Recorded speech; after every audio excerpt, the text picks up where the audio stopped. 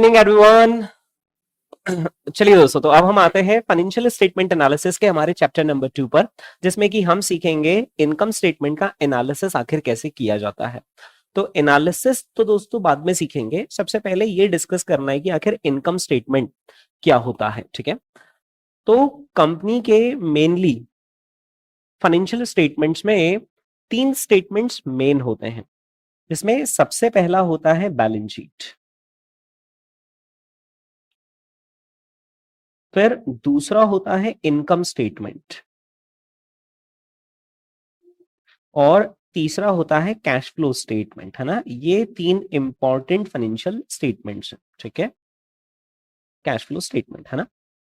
Mainly मैं अभी आपसे बैलेंस शीट और इनकम स्टेटमेंट की बात करूंगा, कैश फ्लो स्टेटमेंट की हम बात बाद में करेंगे। ठीक है दोस्तों, बेसिक से थोड़ा सा शुरू करता हूं। अगर आप कोई बिजनेस रन कर रहे हो, है ना, तो आपको लिखा पड़ी रखनी पड़ेगी या नहीं? बहुत जरूर रखनी पड़ेगी। नहीं तो किससे माल लिया, किसको दिया, किससे पेमेंट लेना है, किसको पेमेंट देना है, ये सारी चीजों का रिकॉर्ड कैसे रखा जाएगा? तो बिजनेस क्या करता है, अपने जितने भी बिजनेस ट्रांजैक्शंस होते हैं उनका रिकॉर्ड मेंटेन करता है, और उन रिकॉर्ड्स की समरी हमें कहाँ दिखती है? बैलेंस शीट में और इनकम स्टेटमेंट में हमें उन सभी रिकॉर्ड्स की समरी दिखती है। Is that clear? क्योंकि एक बिजनेस साल भर में हजारों या लाखों ट्रांजैक्शंस जनरेट करता है, लेकिन हम 1000 ट्रांजैक्शंस को तो यहाँ पर रिपोर्ट नहीं कर सकते। तो उन सारे 1000 ट्रांजैक्शंस का जो निचोड़ होता है, समरी होती है, वो हमें कहां मिलती है? बैलेंस शीट में और इनकम स्टेटमेंट में। ठीक है, इनकम स्टेटमेंट को मैं इनकम स्टेटमेंट भी कह सकता हूं या फिर प्रॉफिट एंड लॉस अकाउंट भी कह सकता हूं। ठीक है दोस्तों, दो चीजें होती है जब आप जॉब भी कर रहे होते हैं ना, तो दो चीजें होती है। एक तो होती है आपकी रेगुलर सैलरी जो आपको हर महीने मिल रही है, दूसरा वो जो सैलरी आप जमा करते जा रहे हो, इसको कहीं पर निवेश करते जा रहे हो, आप एसेट्स क्रिएट करते चले जा रहे हो, वो राइट। वैसे ही एक बिजनेस में दो चीजें होती है। एक होता है इनकम स्टेटमेंट, जो आपकी रेकरिंग ट्रांजैक्शंस को यहां पर लिखता है। रेकरिंग ट्रांजैक्शंस यानी माल आया, माल बेचा, माल आया, माल बेचा, माल आया, माल बेचा, राइट। या फिर चलो बिजली का बिल पे करा, या फिर चलो हमने जो हमारी शॉप पर लोग हैं, लड़के हैं, हमने उसको सैलरी पे करी, राइट। ये कैसे हुए ट्रांजैक्शंस? रेकरिंग नेचर के। ठीक है, कुछ होते हैं ट्रांजैक्शन जो परमानेंट नेचर के होते हैं, जैसे कि हमने एक मशीन खरीद ली बिजनेस के लिए। मशीन खरीद ली तो क्या रोज मशीन खरीदते हो? तो कभी 2-4 साल में एक बार खरीदते, 2-4 साल में एक बार खरीदते। ये ट्रांजैक्शन कैसा हो गया? परमानेंट नेचर का, राइट। या फिर आपने बैंक में जाकर एफडी कर दी 5 लाख रुपीज की, तो ये भी क्या हो गया? परमानेंट नेचर का ट्रांजैक्शन हो गया, राइट, है ना। तो ऐसी चीजें जो जनरली थोड़े से लॉन्गर पीरियड ऑफ टाइम के लिए रहती है, वो बैलेंस शीट में रिकॉर्ड होती है जनरली, है ना। ये मैं बहुत जेनरिक लेवल पर बातें कर रहा हूं। ठीक है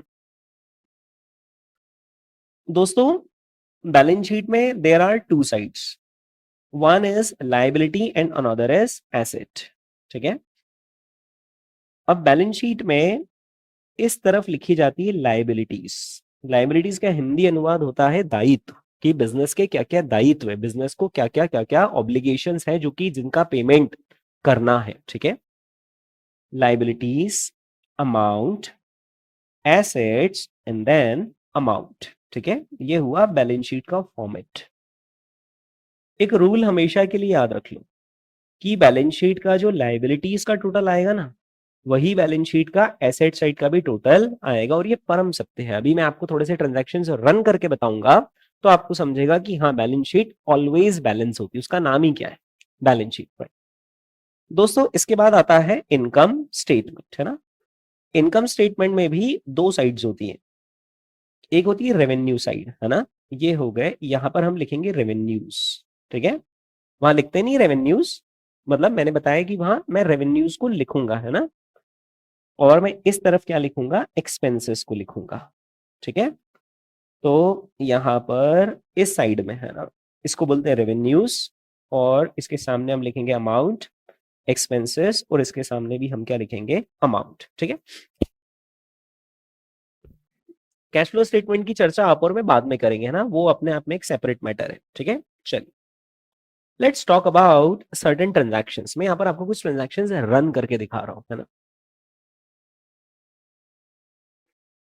एक बेसिक रूल है दोस्तों, debit what comes in and credit what goes out. दोस्तों एक बेसिक रूल होता है, debit what comes in and credit what goes out, है ना। तो अकाउंट्स के अंदर वैसे भी दो साइड्स होती, one is debit side, another is credit side, है ना। अकाउंट्स में किसी भी चीज की रिकॉर्डिंग दो जगह पर होती है, ये बेसिक रूल है। तो इनकम स्टेटमेंट में ये जो दो साइड्स होती है, उसमें ये वाली साइड होती है डेबिट साइड, ठीक है।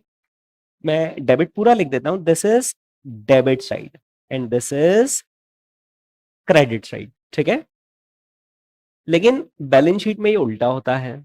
बैलेंस शीट में जो एसेट साइड है ना, वो डेबिट साइड है, और जो लाइबिलिटी साइड है ना, वो कौन सी साइड है, क्रेडिट साइड है। इज दैट क्लियर, है ना। लिखते नहीं है ऐसा, इतना तो मुझे भी मालूम, मैं तो सीए हूं। ऐसा लिखते नहीं यहाँ पे क्रेडिट, आपने 11th-12th में लिखा थोड़ी है, बट एक रिजेंबल करने के लिए, ठीक है। आपको और मुझे यहाँ पर अकाउंट्स नहीं बनाने, we need to have a basic understanding of कि अकाउंट्स किस तरीके से प्रिपेयर किए जाते हैं। आपको मुझको अकाउंटिंग एंट्रीज नहीं करना है, अकाउंटिंग एंट्रीज तो करके मिलेंगी, सीपीए उसका ऑडिट करके देगा आपको, मुझको एज अ सीएफए उसका एनालिसिस करते आना चाहिए। तो इसलिए हमें बेसिक्स ऑफ अकाउंटिंग पता होने चाहिए, राइट। ओके दोस्तों, कोई सा भी ट्रांजैक्शन हो, कोई सा भी का मतलब है कोई सा भी ट्रांजैक्शन, वो हमेशा दो साइड्स पर रिकॉर्ड होगा, है ना। उसका एक एस्पेक्ट डेबिट पर रिकॉर्ड होगा तो दूसरा एस्पेक्ट क्रेडिट पर रिकॉर्ड होगा। Is that clear, okay. तो अब मैं यहाँ पर एक पर्टिकुलर ट्रांजैक्शन लेकर चलता हूँ, है ना। मान लो कि अपन ने ये बिल्कुल नया काम काज शुरू करा है ना। एक काम करते हैं दोस्तों, अल्फा एकेडमी की बैलेंस शीट और अल्फा एकेडमी का इनकम स्टेटमेंट बना लेते हैं, है ना। अपन ने पहला दिन था, मुहूर्त करा अपन ने ना, फीता काटा अल्फा एकेडमी का, ठीक है। अब दोस्तों किसी भी ऑर्गेनाइजेशन को, किसी भी कंपनी को रन करने के लिए कुछ पैसों की जरूरत होती है। तो मैंने क्या किया, मैं मेरे पर्सनल बैंक अकाउंट से 10,000 रुपए, पर्सनल बैंक अकाउंट से 10,000 रुपीज लेकर आया और मैंने अल्फा एकेडमी के अंदर रखे कि यार कुछ भी खर्चा वर्चा करना हो तो ये 10,000 रुपीज मेरे पास हो, राइट। दोस्तों एक बात और ध्यान रखना, मैं और अल्फा एकेडमी एक नहीं है, मैं अलग हूं, अल्फा एकेडमी अलग है। तो अपन अकाउंट्स मेरे लिख रहे हैं, अल्फा एकेडमी के, है ना। अल्फा एकेडमी को कैश दिया, किसने दिया, प्रवीण खटोड़ ने। तो अल्फा एकेडमी के पास कैश आ गया, यस। लेकिन अल्फा एकेडमी का एक दायित्व, लाइबिलिटी भी क्रिएट हो गई, क्या कि अल्फा एकेडमी को 10,000 रुपीज आगे न पीछे पे करने हैं, किसको, प्रवीण खटोड़ को, राइट, है ना। तो अब ये चीज कैसे रिकॉर्ड होगी, तो इसमें सबसे पहले अल्फा एकेडमी के पास एक एसेट आ गई है। क्या एसेट आ गई कि इनके पास कैश आ गया, ठीक है। कैश कितना आ गया, 10,000 इनके पास कैश आ गया। But at the same time alpha academy की एक लाइबिलिटी भी हो गई, और वो लाइबिलिटी ये हो गई है कि अल्फा एकेडमी को अपने इक्विटी शेयर होल्डर्स को ना, let us make an assumption कि मैंने ऐसे कैश नहीं दिया, कंपनी ने मुझे क्या करा, बदले में शेयर्स इश्यू कर दिए, राइट। तो जो कंपनी ने शेयर्स इश्यू करे हैं, राइट, वो कंपनी के लिए क्या होगी, लाइबिलिटी, कि हमने किसी को शेयर्स इश्यू कर रखे हैं, कल को हम इनसे शेयर्स वापस लेंगे तो कैश इन्हें वापस देना पड़ेगा। तो वो कहाँ रिकॉर्ड हो जाएगा, यहाँ पर रिकॉर्ड हो जाएगा, राइट।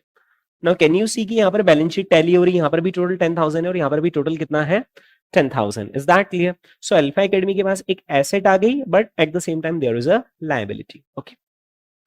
अब अल्फा एकेडमी ने क्या करा कि इस 10,000 रुपीज जो कैश आ गई थी, उसमें से 2,000 रुपीज की किताबें खरीद कर लेकर आ गए कहीं से, राइट। अब देखना अकाउंटिंग कैसे चलेगी। कैश अब 10,000 होगा या अब कैश का बैलेंस 8,000 बचेगा। अब तो कैश का बैलेंस सिर्फ 8,000 बचेगा, यस। कैश का बैलेंस बचा सिर्फ 8,000, है ना।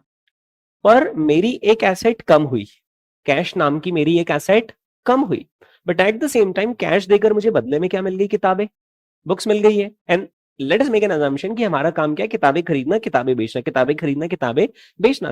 Now that is an inventory, जो मेरे पास किताबें रखी हुई वो हमारे लिए क्या हो गई, इन्वेंट्री हो गई, राइट। तो अब मेरे पास एक दूसरी एसेट यहाँ पर आ गई है और उसका नाम क्या है, इन्वेंट्री। और इन्वेंट्री यहाँ पर कितने रुपीस की होगी, 2,000। Now again can you see की बैलेंस शीट बैलेंस हो रही है, राइट।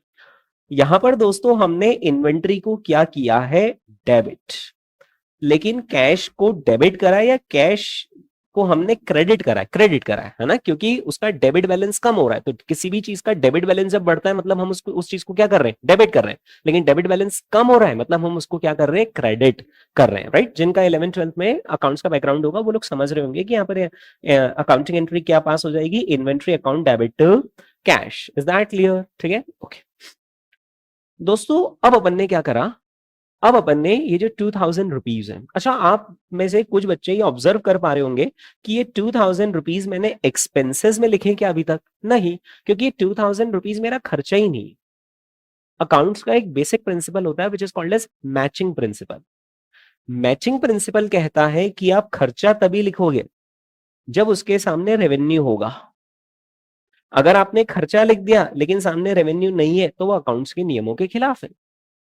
फॉर एग्जाम्पल मैं यहां पर ऐसा कर सकता था कि मैं बोल देता कि 2000 रुपीज जो मेरे पास से गए हैं वो तो मेरा खर्चा है, मतलब मैंने जो बुक परचेज करी वो क्या है, मेरे लिए एक्सपेंस है। तो ऐसे केस में पता है, मान लीजिए वो मेरी किताबें नहीं बिकती तो मुझे लॉस दिखता। कितने का लॉस दिखता पता है?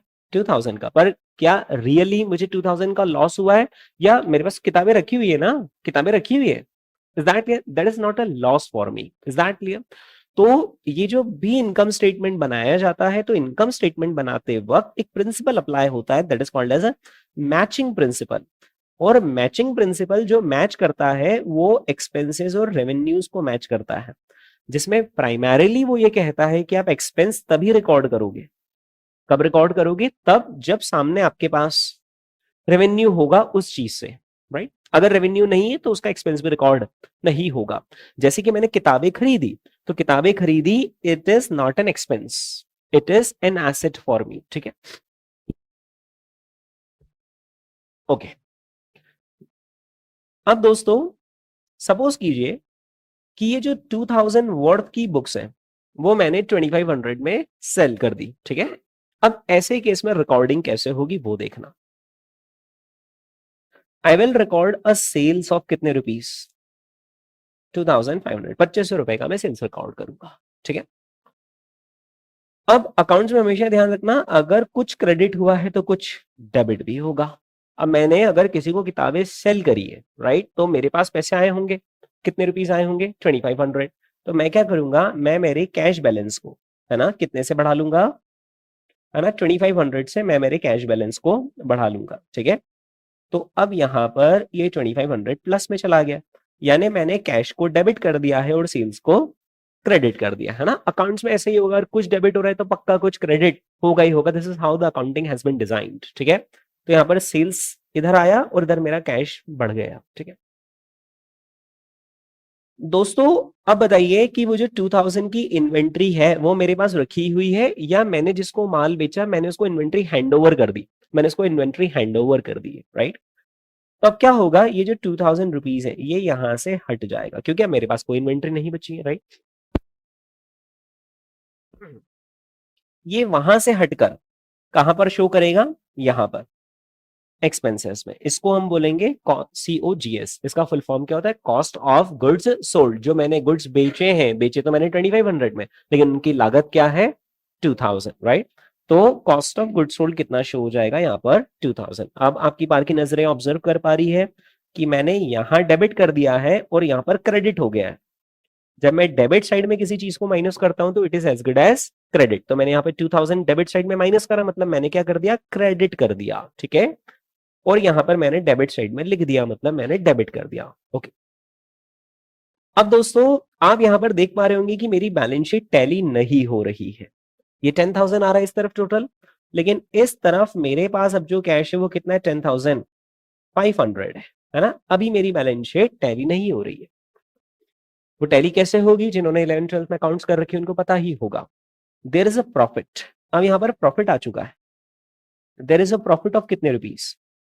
500, है ना। अल्टीमेटली ये प्रॉफिट किसको बिलोंग करता है ना? जिन लोगों ने शेयर्स में पैसा लगाया उनको बिलोंग करेगा ना। कंपनी ने जो भी प्रॉफिट जनरेट करा वो अल्टीमेटली शेयर होल्डर्स को बिलोंग करता है। तो अब जो बिजनेस है उसकी लाइबिलिटी सिर्फ 10,000 चुकाना है अपने स्वामी को, अपने मालिक को, या फिर 10,000 भी देना पड़ेगा बिजनेस को, एज वेल एज ये 500 भी देना पड़ेगा, ये 500 भी देना पड़ेगा, राइट। तो ये 500 रुपीज यहां पर रिकॉर्ड हो जाते हैं, है ना। किस नाम से? रिजर्व्स एंड सरप्लस के नाम से। कि कंपनी के पास ये रिजर्व रखा हुआ है, कंपनी ने अभी बांटा नहीं है अपने मालिक को, लेकिन हाँ जरूरत पड़ने पर रिजर्व में से निकाल कर ये 500 बांट दी जाएंगे। Now again can you observe कि यहाँ पर टोटल 10,500 आ रहा है और यहाँ पर भी टोटल कितना आ रहा है? 10,500। ठीक है, ओके। अब ये बिजनेस चलता जाता है और ये अकाउंट्स के balances up down up down up down होते चले जाते हैं, लेकिन फैक्ट रिमेन्स द सेम। अगर कुछ डेबिट हुआ है तो फिर कुछ क्रेडिट भी होगा। Is that clear? अगर कहीं ना कहीं एसेट का बैलेंस बढ़ा है तो कहीं ना कहीं सामने लाइबिलिटी का बैलेंस बढ़ेगा ही बढ़ेगा। Is that clear? ठीक है। या फिर कहीं ना कहीं एसेट का बैलेंस डाउन हुआ है तो लाइबिलिटीज का भी बैलेंस डाउन होगा ही होगा। Is that clear? ओके दोस्तों, आप हो सकता है मुझसे एक सवाल पूछ सकते थे कि सर ये जो गुड्स हमने सेल करे हैं इसको आपने कैश कलेक्टेड बता दिया।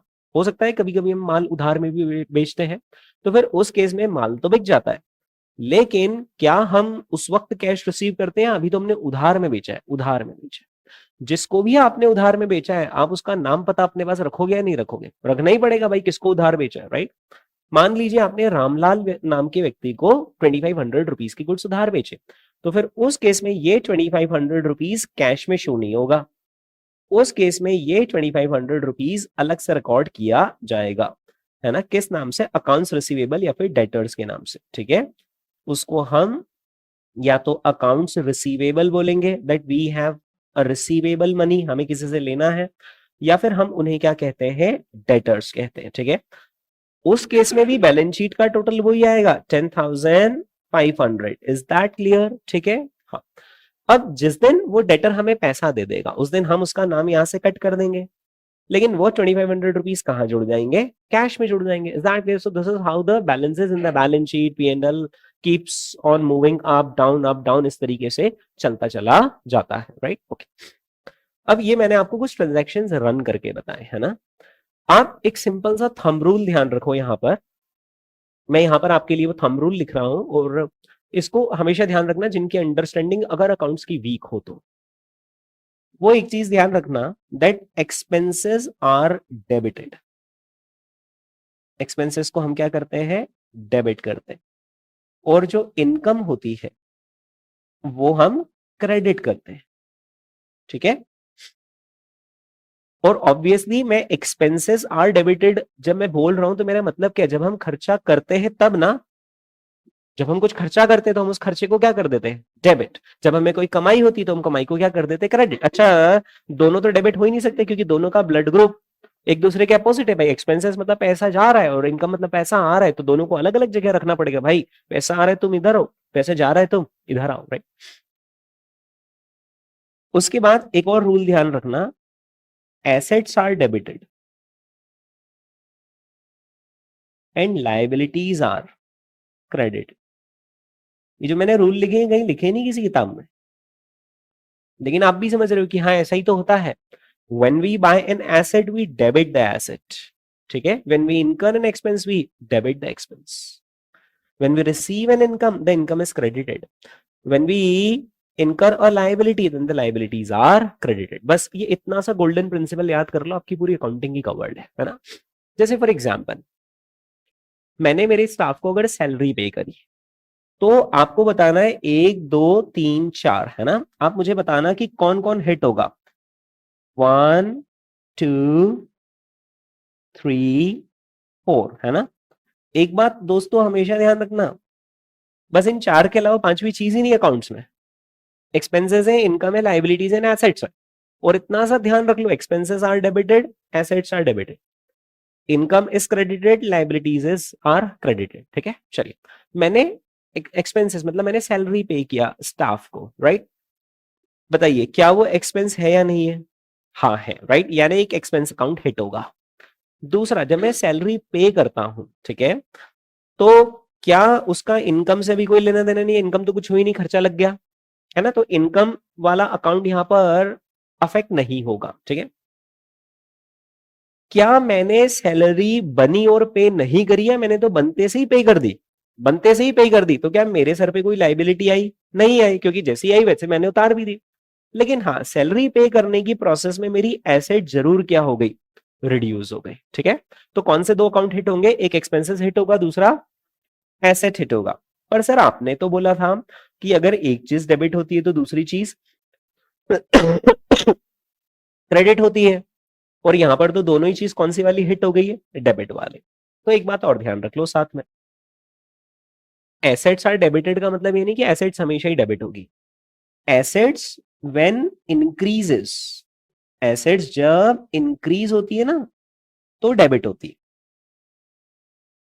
अभी हमारी एसेट इंक्रीज हो रही है, हमारी तो एसेट डिक्रीज हो रही है, डिक्रीज हो रही है। तो टू दैट एक्सटेंट कैश का जो बैलेंस है वो कम होगा। तो जो एसेट अकाउंट है वो जब इंक्रीज होता है तो डेबिट होता है, हमारा तो कैश नामक एसेट डिक्रीज हुआ है तो वो क्या होगा, क्रेडिट। तो अकाउंटिंग एंट्री क्या बनेगी, salary expenses account debit to assets account credit. Is that clear?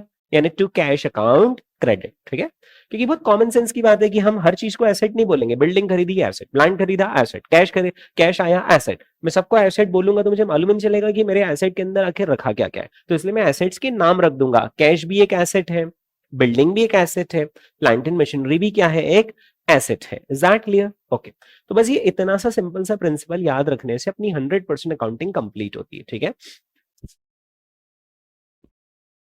अगर दोस्तों मैंने गुड्स खरीदे किसी से, मेरा सप्लायर था, मैंने उसको कॉल करके बोला भाई माल भिजवा देना, उसने भिजवा दिया। और मान लो मैंने अभी उसको पेमेंट नहीं किया, उसने मेरे विश्वास पे किया यार ये तो बढ़िया पार्टी है, इनके साथ तो हमारा चलता ही रहता है, तो इनको उधार पे माल भिजवा दो, है ना। मेरे पास गुड्स आ गए। अब देखना इसकी मैं अकाउंटिंग एंट्री क्या करूंगा। ध्यान रखना, ना कोई एक्सपेंस हिट हुआ है ना कोई इनकम हिट हुई है। अगर कोई सामने वाला सप्लायर आपके पास माल रख गया तो ये इनकम तो पक्का नहीं हुई, इनकम तो कहीं से कहीं तक यहाँ पर हिट नहीं हो रही है ना। ओके दोस्तों, यहाँ पे कोई एक्सपेंस भी हिट नहीं हो रहा है क्योंकि अभी खर्चा कुछ नहीं हुआ है। खर्चे का नियम यह है कि खर्चा तभी माना जाएगा कि खर्चा हुआ है जब उसके सामने आपका रेवेन्यू भी आए। Is that clear? जब तक रेवेन्यू नहीं आता है तब तक एक्सपेंस भी रिकॉग्नाइज नहीं किया जाएगा। यानी दोनों बॉक्सेस यहां से क्रॉस हो गए। यानी अब जो दो चीजें हिट होंगी वो क्या चीज, दो चीजें हिट होंगी, एक एसेट और एक लायबिलिटी। और हाँ सही में ऐसा ही हुआ है, मेरे पास गुड्स आ गए हैं तो वो मेरी संपत्ति बन गए, दैट इज एन एसेट। तो मैं यहाँ पर क्या करूंगा, जो इन्वेंट्री अकाउंट है, मैं इन्वेंट्री अकाउंट को क्या कर दूंगा, डेबिट। लेकिन अब मुझे सामने वाले से गुड्स तो ले लिया, उसको पैसा भी तो देना पड़ेगा, ही इज माई सप्लायर, तो मैं सप्लायर अकाउंट को क्या कर दूंगा, क्रेडिट कर दूंगा। Is that clear? सप्लायर भी बोल सकते हैं, क्रेडिटर्स भी बोल सकते हैं, अकाउंट्स पेबल भी बोल सकते हैं, तीनों का मतलब एक ही। ठीक है, ओके। एक और ट्रांजैक्शन देखते हैं, इस टेम्पलेट पे देखते हैं। टेम्पलेट यही है और इतना बिल्कुल तय है कि अगर एक चीज डेबिट होगी तो एक चीज क्रेडिट होगी। ठीक है, चलिए। वो जो गुड्स आए थे मैंने आके रख तो लिए, थोड़े दिन बाद, 2-3 दिन बाद सामने वाले का फोन आया कि सर वो मैंने गुड्स पहुंचाए थे आपको, आप मुझे पेमेंट कर दो। मैंने कहा अरे हाँ यार भूल गया, मैंने उसको पेमेंट ट्रांसफर कर दिया, ऑनलाइन ट्रांसफर कर दिया मैंने उसको पेमेंट। अब देखना क्या क्या हिट होगा। ना कोई एक्सपेंस अभी भी हुआ है ना कोई इनकम अभी भी हुई है। एक्सपेंस तब तक नहीं होगा जब तक मैं इन गुड्स को सेल नहीं कर दूं। ठीक है, लेकिन दोस्तों एक तो मेरा कैश हिट हो गया, पर कैश हिट होने का फायदा ये मिला कि जो मेरे सर पे लाइबिलिटी थी वो अब रही है, वो कम हो गई, वो कम हो गई। ठीक है, ओके। तो ये दो चीजें हिट होंगी, कौन सी दो चीजें, एक तो एसेट और दूसरा क्या, लाइबिलिटी। कौन सी एसेट हिट होगी, कैश हिट होगा। कौन सी लाइबिलिटी हिट होगी, क्रेडिटर्स। लेकिन एक बात ध्यान रखना, क्या कैश बढ़ रहा है और क्रेडिटर्स भी बढ़ रहे हैं, दोनों ही कम हो रहे हैं, दोनों ही कम हो रहे हैं। जब मैं उसको पेमेंट करूं तो मेरा कैश बैलेंस कम हो रहा है, but at the same time मेरी लाइबिलिटी भी कम हो रही। तो क्या मैं cash account debit to creditors account credit लिखूंगा या अपोजिट रिवर्स एंट्री होगी, रिवर्स एंट्री, क्योंकि मेरी एसेट बढ़ नहीं रही है, मेरी एसेट कम हो रही है। तो अगर एसेट बढ़ती है तो डेबिट होता है, एसेट अगर कम होंगी तो क्या होगा, क्रेडिट होगा। लाइबिलिटीज ना अगर बढ़ती है तो क्रेडिट होती है दोस्तों, या तो लाइबिलिटी कम हो रही है तो वो क्या हो जाएगा, डेबिट हो जाएगा। यानी अकाउंटिंग एंट्री ये पास हो जाएगी, creditors account debit to cash account credit. Is that clear? ठीक है, इस तरीके से अकाउंटिंग चलती है, अकाउंटिंग का बेसिक रूल है ना। रूल यही है दोस्तों, when expense increases they are debited, when income increases they are credited। इसका इंप्लाइड मीनिंग है कि बाय चांस अगर आपका एक्सपेंस रिड्यूस हो रहा है तो वो क्रेडिट होगा, बाय चांस अगर आपकी इनकम रिड्यूस हो रही है तो वो क्रेडिट होगी। ये जो मैंने रूल लिखे हुए हैं ये कब, जब ये जो लिखी हुई चीजें हैं वो कम हो या ये लिखी हुई चीजें बढ़े तब का रूल है ये। अरे ये कब का रूल लिखा है मैंने, जब ये लिखी हुई चीजें यानी एक्सपेंस बढ़ता है तो क्या होता है, डेबिट। इनकम बढ़ती है तो क्या होता है, क्रेडिट। एसेट बढ़ती है तो डेबिट होता है और लाइबिलिटीज अगर बढ़ती है तो क्रेडिट होता है। तो अब क्या ये भी सिखाना पड़ेगा कि एक्सपेंस अगर गिरेगा तो एक्सपेंसेस अगर कम होगा तो क्रेडिट होगा, इनकम अगर कम होगी तो डेबिट होगी, एसेट अगर कम होगी तो क्रेडिट होगी, लाइबिलिटीज अगर कम होगी तो डेबिट हो गया। तो इंप्लाइड ही जब मैं बोल रहा हूं कि increase in expenses is debited, what does that imply? That decrease in expenses will be credited. Increase in asset is debited. Then a decrease in asset must be credited. Is that clear? ठीक है, okay. तो ये basic rule दोस्तों हम यहां पर ध्यान रखेंगे, है ना। चलिए, तो अपन इस बेसिक रूल को ध्यान रखते हुए अब हमारा इनकम स्टेटमेंट का एक बार हम फॉर्मेट देखेंगे, ठीक है। चलिए, तो मैं आपको सबसे पहले यहाँ पर इनकम स्टेटमेंट का फॉर्मेट दिखा देता हूं। और ये मैंने यहाँ पर आपके सामने एप्पल की बैलेंस शीट ओपन कर रखी है, और ये यहाँ पर ये रहा दोस्तों एप्पल का इनकम स्टेटमेंट ऊपर है। ये देखिए दोस्तों एप्पल का इनकम स्टेटमेंट। अच्छा, इनकम स्टेटमेंट को वो लोग इनकम स्टेटमेंट बोल रहे हैं, स्टेटमेंट ऑफ ऑपरेशंस बोल रहे हैं, स्टेटमेंट ऑफ ऑपरेशंस, है ना। इनकम स्टेटमेंट को इनकम स्टेटमेंट भी बोल सकते हैं, स्टेटमेंट ऑफ ऑपरेशंस भी बोल सकते हैं, फिर पी एंड एल अकाउंट भी बोल सकते हैं, तीनों का मतलब एक ही, ठीक है। अब दोस्तों क्या इन्होंने फॉर्मेट वैसा बनाया है जैसा मैंने बनाया, या इन्होंने तो अलग फॉर्मेट बनाया? अलग फॉर्मेट बनाया। तो इनकम स्टेटमेंट के दो फॉर्मेट चलते हैं, एक तो जो आप 11th-12th में पढ़ाई करते हो ना, उसमें ये टी शेप चलता है और ये इजी टू अंडरस्टैंड होता है, ठीक है। लेकिन दुनिया वालों ने क्या करा, टी शेप को साइड में रखते हुए बोला कि फाइनेंशियल रिपोर्टिंग के केस में हम टी शेप पर नहीं जाएंगे, हम स्टेटमेंट शेप पर जाएंगे। और स्टेटमेंट शेप में क्या होता है, ध्यान दीजिए, मैं यहाँ पर ये पूरा कॉपी कर लेता हूं। और वो चीज जो मैं अभी यहाँ पर दो अलग अलग साइड बना रहा था, है ना, एक लेफ्ट साइड बना रहा था और एक राइट साइड बना रहा था, उसकी बजाय उन्होंने बोला इसका जो प्रेजेंटेशन होना चाहिए वो स्टेटमेंट फॉर्मेट में होना चाहिए। और स्टेटमेंट फॉर्मेट के लिए उन्होंने क्या करा, बस इस चीज को नीचे खिसका दिया और इस चीज को वो यहां लेकर आ गए। अरे, ये इस चीज को वो यहां लेकर आ गए, है ना। और उन्होंने बीच की दीवारी तोड़ दी सारी, और ये ऊपर भी उन्होंने ये सब हटा दिया। उनका कहना है सब पढ़े लिखे समझदार है, सबको मालूम है कि सेल्स बताना थोड़ी कि सेल्स एक्सपेंस है, सबको मालूम है कि सेल्स क्या है, इनकम ही है, इसमें बताना क्या। तो उन्होंने यहाँ पर क्या लिख दिया, पर्टिकुलर्स, ठीक है। और उन्होंने डेबिट क्रेडिट सारी टेक्निकल चीजें हटा दी, और उन्होंने बोला हम सेल्स या जितनी भी तरह की इनकम होगी वो सबसे पहले लिख देंगे, उसका टोटल लगा देंगे। फिर कॉस्ट ऑफ गुड्स सोल्ड और जितने भी तरह के दूसरे एक्सपेंसेस होंगे वो हम उसके नीचे लिख देंगे, एक्सपेंसेस का टोटल लगा देंगे, और टोटल इनकम में से क्या माइनस कर देंगे, टोटल एक्सपेंस, तो हमें क्या मिल जाएगा, profit. This is called as a statement format, ठीक है। उसी तरीके से दोस्तों जो बैलेंस शीट होती है ना, वो भी आज की तारीख में टी शेप में आपको कहीं देखने को नहीं मिलेगी। वो भी सब कौन से फॉर्मेट में आती है आजकल, स्टेटमेंट फॉर्मेट में। और स्टेटमेंट फॉर्मेट में बैलेंस शीट कैसे आएगी वो देखिए, यहां पर स्टेटमेंट फॉर्मेट में बैलेंस शीट ऐसे आ जाती है।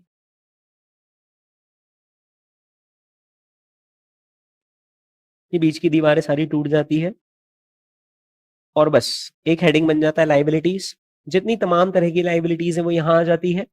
फिर एक और हेडिंग क्या बन जाता है, एसेट्स, और जितनी तमाम तरह की एसेट्स है वो यहाँ आ जाती है। यहाँ जो टोटल ऑफ लाइबिलिटीज आता है वही यहाँ पर टोटल ऑफ एसेट भी हो जाता है, राइट।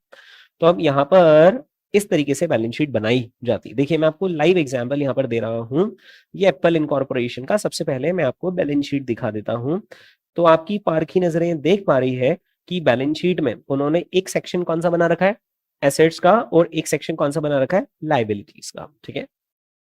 एक और चीज ध्यान रखना, जिसको आप 11th-12th में सिर्फ लाइबिलिटीज बोलते थे, और वहां पर आप ये मानते थे कि liabilities includes liability towards who, equity share holders, कि जो इक्विटी शेयर होल्डर्स ने कंपनी में पैसा लगा रखा है, कंपनी की लाइबिलिटी की वो उनको पे करे। तो उसकी बजाय कंफ्यूजन ना हो उसके लिए हेडिंग चेंज कर दिया गया, और क्या हेडिंग बना दिया गया, liabilities and share holders equity, ठीक है। और ऐसा कहा गया कि लाइबिलिटीज का मतलब होता है एक्सटर्नल लाइबिलिटीज, यानी जो दूसरों को पे करना है, और शेयर होल्डर्स इक्विटी का मतलब क्या होता है, इंटरनल लाइबिलिटीज, यानी अपने अपने वालों को ही पे करना है। जैसे आज अल्फा एकेडमी का अगर मैं इक्विटी शेयर होल्डर हूं, तो अल्टीमेटली अब अल्फा एकेडमी मुझे बिलोंग करती है, तो मैं कोई एक्सटर्नल पर्सन तो हुई नहीं, तो उसे कहां रिपोर्ट किया जाएगा, शेयर होल्डर्स इक्विटी में रिपोर्ट किया जाएगा, राइट। एसेट्स को दोस्तों दो पार्ट में क्लासिफाई किया गया, current assets and non current assets. शायद आप 11th-12th में नॉन करंट वर्ड नहीं यूज करते थे, आप फिक्स एसेट्स वर्ड यूज करते थे, ठीक है। अब ध्यान रखना, कि जो अकाउंटिंग स्टैंडर्ड्स हैं उन्होंने फिक्स वर्ड को रिमूव कर दिया।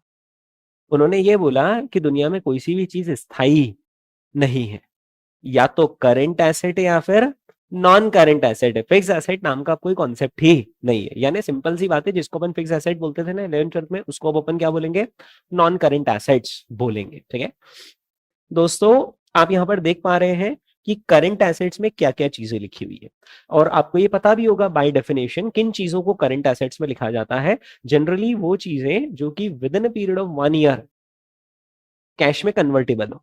With in a period of 1 year जो चीजें कैश में कन्वर्टेबल हो, दे आर करंट एसेट्स। चल संपत्ति, अचल संपत्ति होता है ना, ये चल संपत्ति हुई, ये है ना, ये चल संपत्ति हुई, राइट।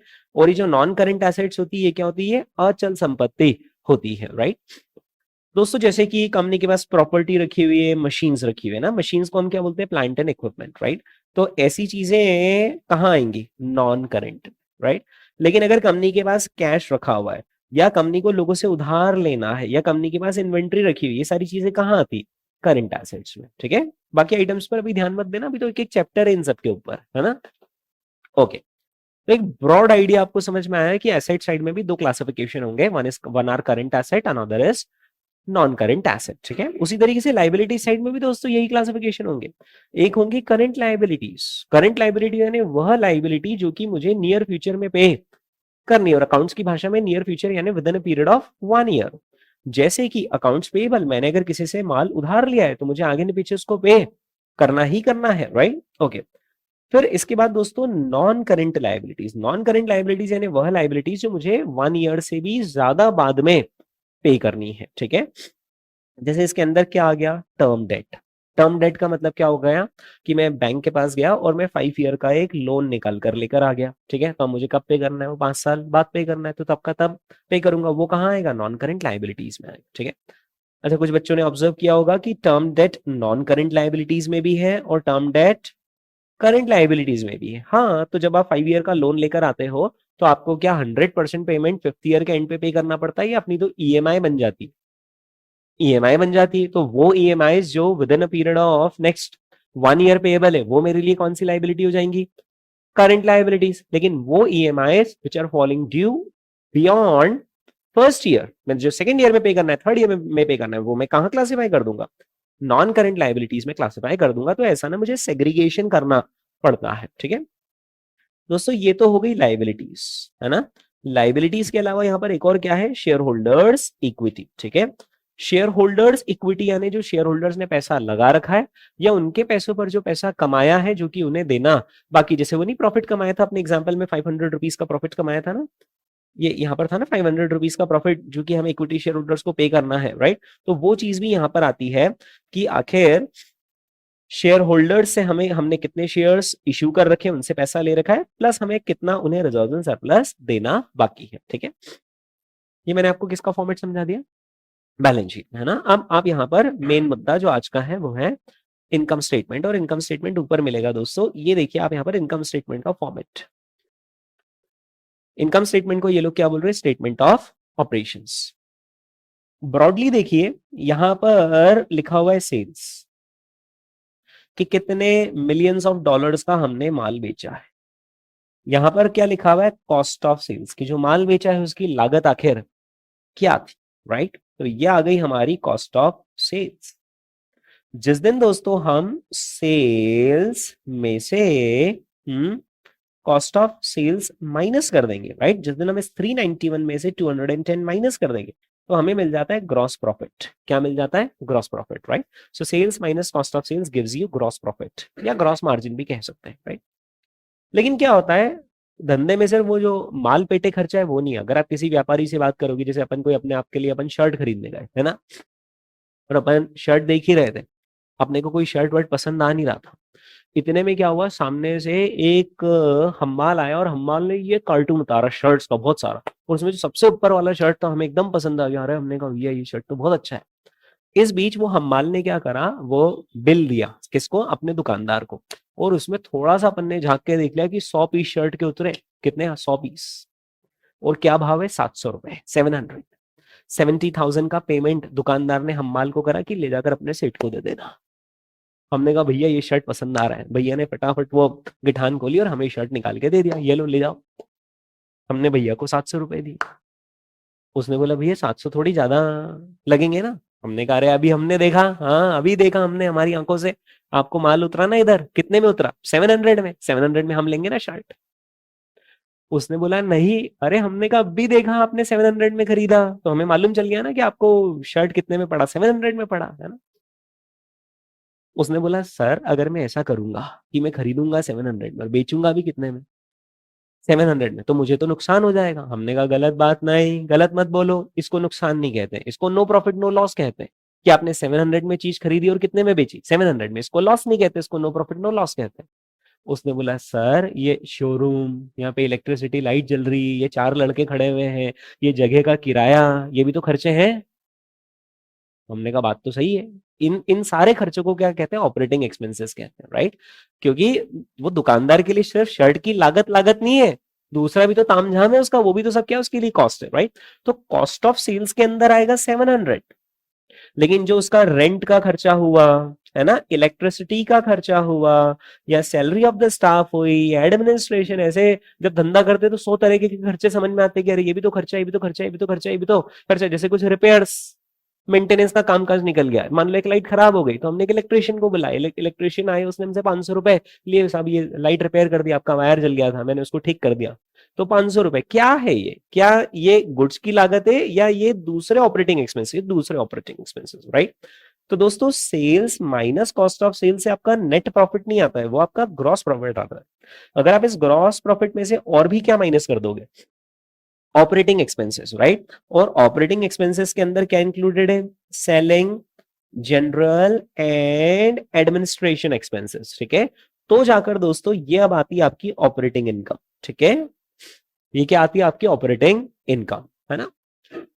दोस्तों जब भी कोई बिजनेस करता है ना, तो उसे ऑपरेटिंग इनकम भी रिसीव होती है, और ऑपरेटिंग इनकम का मतलब होता है वो इनकम जो बिजनेस ऑपरेशंस को रन करके मुझे मिली। जैसे दुकानदार ने वो कपड़े की दुकान चलाई, उसने 700 का शर्ट मान लो 1000 में बेचा, ठीक है। तो उसको 300 तो क्या हुआ? Gross margin. लेकिन उसका दूसरा खर्चा भी तो लगता है, सेल्स के स्टाफ लगते हैं, जनरल खर्चा लगता है जिसके अंदर इलेक्ट्रिसिटी आ गया, रेंट आ गया, एडमिनिस्ट्रेशन आ गया, राइट। तो अभी उसका ऑपरेटिंग इनकम कितना आया? 180 रुपीज आया। ग्रॉस प्रॉफिट जो था ना उसका 300, उसमें से ये भी तो खर्चे जाएंगे, 180 आया उसका ऑपरेटिंग इनकम, राइट। लेकिन क्या होता है, ये व्यापारी एक बहुत अच्छा काम करता है। इसने एक व्यक्ति से बात कर ली है, बैंक वाले से, और बोला है कि आप तो हर महीने की आखिरी तारीख आना और मुझसे 10-10 हजार रुपए लेकर जाना और जाके बैंक में जमा करके उसकी एफडी कर देना। पिछले 2-3 साल से ये क्रम चलता चला जा रहा है, राइट। दोस्तों अब उसकी कुछ लाख रुपए की एफडी हो गई है। अब उस एफडी पर उसको ब्याज आने लग गया, राइट। क्या ये जो एफडी का ब्याज है ये ऑपरेटिंग इनकम है या ये non operating income? Non operating income, क्योंकि ये बिजनेस ऑपरेशन से इसका कोई लेना देना नहीं है। तो ऐसी इनकम जो बिजनेस ऑपरेशन से आई है वो कहते हैं ऑपरेटिंग इनकम। और दूसरी कमाई जो और हो रही है जिसका बिजनेस ऑपरेशन से कोई ताल्लुकात नहीं है, उसे हम क्या बोलेंगे? Non operating income. और वो कहां रिपोर्ट होगी? अदर इनकम में रिपोर्ट होगी, राइट। तो हमारी जो टोटल इनकम बनेगी दोस्तों वो बनेगी ये 123,216 is the income from operations. This is other income जो कि ऑपरेशंस के अलावा जो हम काम करते हैं उससे आई है। इज दैट क्लियर दोस्तों? लेकिन ये जो इनकम है सरकार आपको छोड़ेगी क्या? नहीं, राइट। आपको इस इनकम पर वो पे करना पड़ेगा ना, income tax. So this is called as income before income tax. हम इनकम बिफोर इनकम टैक्स में से क्या माइनस कर देंगे? Income tax.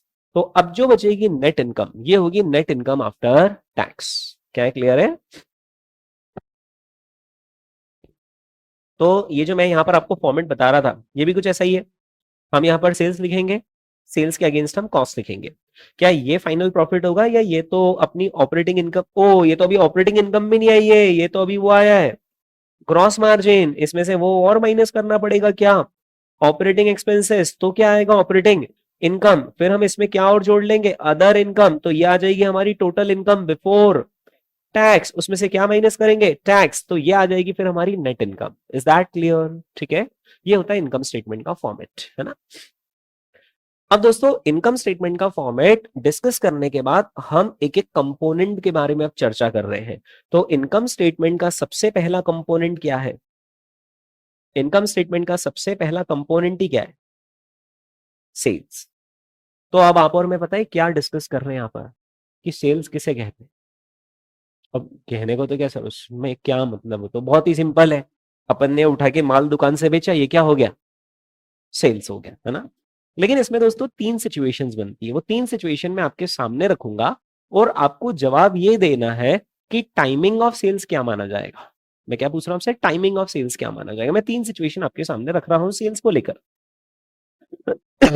Let us make an assumption कि अभी चल रहा है सितंबर मंथ, आगे आने वाला है अक्टूबर नवंबर, ठीक है। मान लीजिए कि मैं एप्पल इनकॉर्पोरेशन हूं और मेरे पास एक कस्टमर आए मेरे शोरूम पर, और ये कंपनी ओन्ड शोरूम है, ऐसा मान के चलना है ना। यानी जब तक उस शोरूम में एप्पल का फोन रखा मतलब कंपनी का है, जिस दिन वो शोरूम से बाहर गया एप्पल का आईफोन, वो कस्टमर का हो गया, है ना। दोस्तों आईफोन अपन ने डिलीवर कर दिया, किसको? कस्टमर को, है ना। ये व्यक्ति कस्टमर, आईफोन अपन ने दे दिया, हैंड ओवर कर दिया कि भाई ये रखो, भाई ये रखो। मैं दुकानदार हूं, मैंने बोला ये रखो फोन, उधर सामने वाले ने रिसीव कर लिया फोन, है ना। और इधर उसने मुझे पेमेंट कर दिया, ठीक है। लेट अस अज्यूम कि मैंने उसको आईफोन दिया और उसने बदले में जेब से निकालकर मुझे कितने दे दिए? $1000 दे दिए। और ये सब कहानी किस्सा कब हो गया? सितंबर में। इसको अगर मैं टेक्निकल भाषा में कहूं तो गुड्स का ट्रांसफर कब हुआ? कौन से मंथ में हुआ गुड्स का ट्रांसफर? सितंबर मंथ में। कैश कब रिसीव हुआ? सितंबर मंथ में। तो सेल्स कौन से मंथ का माना जाएगा? सितंबर का ही माना जाएगा। ये तो सबसे सिंपल केस हो गया, राइट? Okay, situation change. ये जो कस्टमर है इसको हमने गुड्स तो दे दिया, हमने कहा ले जाओ, लेकिन उसने हमें कैश अक्टूबर में दिया। अब बताइए दोस्तों सेल्स कब हुआ, कब माना जाएगा? सितंबर में हुआ है सेल्स ये माना जाएगा, या अक्टूबर में हुआ है सेल्स ये माना जाएगा? सितंबर, सितंबर, सितंबर, सितंबर, सितंबर। यानी आप एक बात जानते हैं कि सेल्स का कैश के रिसीट से कोई लेना देना नहीं है। इनफैक्ट ये कैश वो मैं अक्टूबर में दे चाहे नवंबर में दे, माल तो बिक चुका है, राइट। तो सेल्स कब रिकॉर्ड किया जाता है? जब कैश रिसीव होता है तब, या जब गुड्स ट्रांसफर कर दिए जाते हैं तब? जब गुड्स ट्रांसफर कर दिए जाते हैं तब मान लिया जाता है कि माल बिक चुका है। Is that clear? उसको रिकॉर्ड कैसे करेंगे? तो अगर मैं इस पर्टिकुलर टेम्पलेट पर आऊं तो दोस्तों एक तो सेल्स हुआ है, यानी कि हमारा इनकम साइड हिट हो गया, है ना। क्या एक्सपेंस साइड अभी हिट हुआ? कुछ भी नहीं, एक्सपेंस साइड कुछ भी हिट नहीं हुआ, राइट। लाइबिलिटीज कुछ हुई नहीं, लेकिन एक एसेट क्रिएट हो जाएगी, क्या? कस्टमर से रिसीवेबल। भाई मैंने तुमको $1000 का फोन दिया, तुम मुझे कैश नहीं दे रहे पर मुझे तुमसे लेने निकल रहे, है ना। Accounts receivable, debtors, right. तो अकाउंटिंग एंट्री क्या होगी? Accounts receivable debit to sales. Is that clear? ठीक है, ओके। तो यहां पर इस तरीके से हम सेल्स की रिकॉर्डिंग करते हैं, राइट। तो सेल्स हम तब रिकॉर्ड करते हैं जब हम गुड्स ट्रांसफर कर देते हैं किसको? कस्टमर को, है ना। अच्छा एक और किस्सा, मान लो कि कस्टमर आया और उसने $1000 जमा करवा दिए सितंबर में। हमने कहा ठीक है अभी आईफोन है नहीं हमारे पास, जैसे ही आता है हम आपको सूचना दे देंगे। सामने वाला $1000 देकर चला गया हमें। नहीं होता कई बार अपन प्री बुकिंग या बुकिंग करवा लेते ना कि यार आप बुक कर लो, जब आएगा तब दे देना। और दोस्तों वो सेलफोन आए ही कब? नवंबर में। हमने कस्टमर को कब डिलीवर किए? नवंबर में। बताइए अब हम सेल्स सितंबर में रिकॉर्ड करेंगे या सेल्स नवंबर में रिकॉर्ड करेंगे? नवंबर में रिकॉर्ड करेंगे। यानी एक बात आप समझ गए कि सर ये तो आप यहां से हटा ही दो कि कैश कब मिला, इससे मैटर ही नहीं करता है कि कैश यहां मिला कि यहां मिला कि यहां मिला या यहां मिला। सेल्स अल्टीमेटली किससे ड्राइव होगा कि गुड्स कब हैंड ओवर किए गए हैं टू द कस्टमर, तब मान लिया जाएगा, उस पर्टिकुलर पीरियड में मान लिया जाएगा कि हमारा सेल्स हो गया है, ठीक है। ये बात दोस्तों आपको यहाँ पर जो अपना मॉड्यूल शुरू हो रहा है इनकम स्टेटमेंट का, उसमें सबसे पहले बता रखा है कि रेवेन्यू रिकॉग्निशन के जनरल प्रिंसिपल्स क्या है, यानी रेवेन्यू कब रिकॉग्नाइज किया जाता है, किस पीरियड में रेवेन्यू रिकॉग्नाइज करेंगे।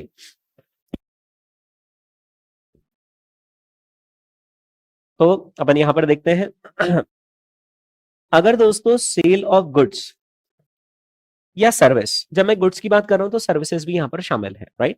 जैसे कि मैं अगर आपको टीचिंग कर रहा हूं तो I am not selling any goods to you, I am providing you the services, ठीक है। जब सेल ऑफ गुड्स या फिर सर्विसेज कैसे हो, दे आर एक्सचेंज फॉर क्या, कैश, तो फिर जो रेवेन्यू का रिकॉग्निशन है वो तो बहुत ही स्ट्रेट फॉरवर्ड है। क्या, हम रेवेन्यू तब रिकॉग्नाइज करेंगे एट द टाइम ऑफ क्या, exchange. Eight the time of exchange मतलब इस हाथ इसने इसको कैश दिया, उस हाथ उसने उसको गुड्स दे दिया, जिस वक्त एक्सचेंज हुआ उसी वक्त क्या मान लिया जाएगा कि ये सेल्स हो गया।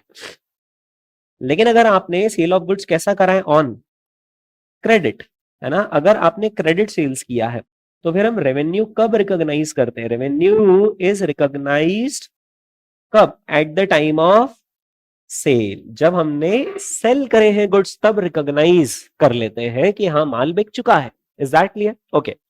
और एक एसेट रिकॉग्नाइज कर लेते हैं, किस नाम की एसेट रिकॉग्नाइज कर लेते हैं, अकाउंट्स रिसीवेबल नाम की एक एसेट रिकॉग्नाइज कर लेते हैं। काउंटिंग एंट्री क्या होगी, अकाउंट्स रिसीवेबल अकाउंट डेबिट, और क्रेडिट क्या हो जाएगा, सेल्स। Is that clear?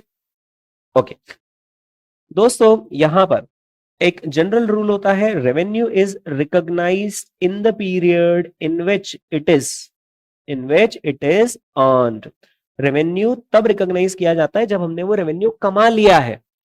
हमें वो रेवेन्यू प्राप्त हुआ है या नहीं ये मैटर नहीं करता। प्राप्त हुआ है मतलब कैश में प्राप्त हुआ है, नहीं कमा लिया मतलब हमने काम कर दिया ना, हमने अपना काम कर, हमने आपको गुड्स दे दिए ना, तो हमने अपना काम कर दिया, अब हमने वो पैसे कमा लिए हैं। इज दैट, अब वो कैश में भले ही बाद में मिले। जैसे फॉर एग्जाम्पल अगर आप सैलरीड पीपल हो, राइट, और आपने जुलाई महीने पूरा काम किया कंपनी में, है ना, पर कंपनी क्या 31 जुलाई के दिन सैलरी दे देगी या अगस्त में कभी देगी, अगस्त में कभी देगी। मान लो कंपनी आपको 10th ऑफ अगस्त को सैलरी दे दी, तो आप क्या बोलोगे, और अगस्त की सैलरी आ गई यार, या बोलोगे कि जुलाई की सैलरी आ गई। तो हमेशा रेवेन्यू उस वक्त का होता है जिस वक्त वो कमाया गया है, फिर वो भले ही रिसीव अगस्त में हुआ है। तो उसी तरीके से सेल्स का रियलाइजेशन भले आपको अगस्त में हुआ है, लेकिन सेल कब हो गए थे गुड्स, जुलाई में, तो सेल्स कब रिकॉर्ड किया जाएगा, जुलाई में। ठीक है दोस्तों, अगर आपको पेमेंट रिसीव हो गया है before the transfer of the goods, यानी वो वाला किस्सा हो गया कि नगद पहले आ गया, प्री बुकिंग पहले आ गई, लेकिन हमने माल कब सप्लाई करा, कुछ महीने बाद, कुछ समय बाद, तो फिर इस केस में रेवेन्यू हम कब रिकॉग्नाइज करेंगे, revenue is recognised when the goods are transferred to the who, buyer. जब हम उसको गुड्स देंगे ना तब हम उस रेवेन्यू को रिकॉग्नाइज करेंगे। Is that clear? कहां गया वो एग्जांपल, ये रहा, राइट। तो अगर सामने वाला आपको कैश पहले दे गया है तो भी आप रेवेन्यू कब रिकॉग्नाइज करोगे, यहां पर रिकॉग्नाइज करोगे। ठीक है दोस्तों, अब यहां पर जब आपने कैश लिया है तो आप लेकर सीधे गल्ले में रख दोगे या कैश लेने का भी कुछ तो लेखा जोखा रखोगे, कैश लेने का भी कुछ तो लेखा जोखा रखोगे। जब आप गुड्स दोगे तब भी अकाउंटिंग एंट्री पास होगी, है ना। देखना यहां पर क्या अकाउंटिंग एंट्री पास होगी और यहां पर क्या अकाउंटिंग एंट्री पास होगी। सामने वाला कस्टमर आया, अपना एप्पल का शोरूम चल रहा है और उसने $1000 दे दिया एज अ प्री बुकिंग कि ठीक है मेरे नाम से $1000 का एक एप्पल आईफोन बुक कर लो, जब भी आए मुझे कॉल कर देना, मैं आ जाऊंगा लेने।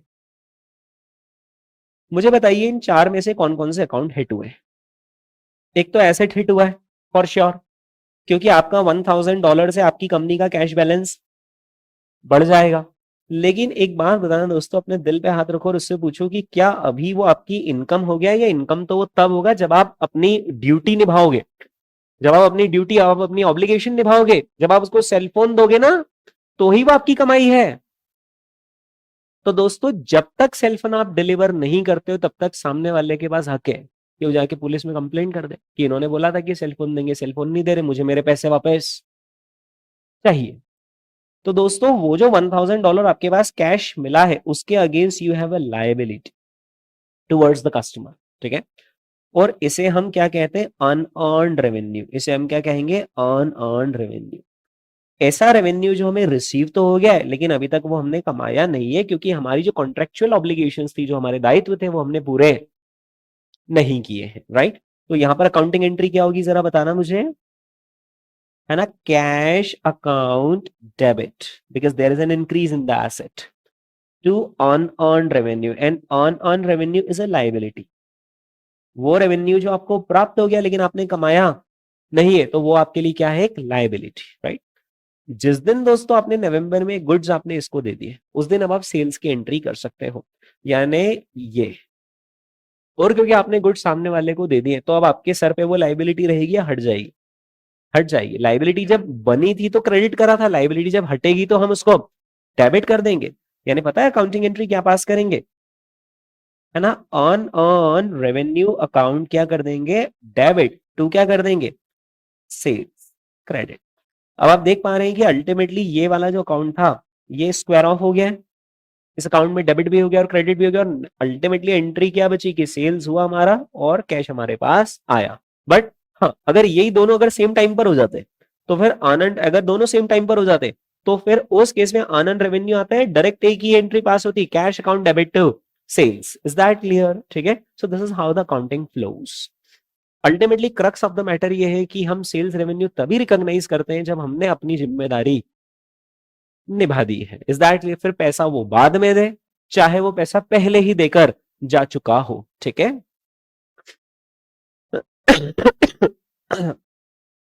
लाइबिलिटी अनअर्न्ड रेवेन्यू इज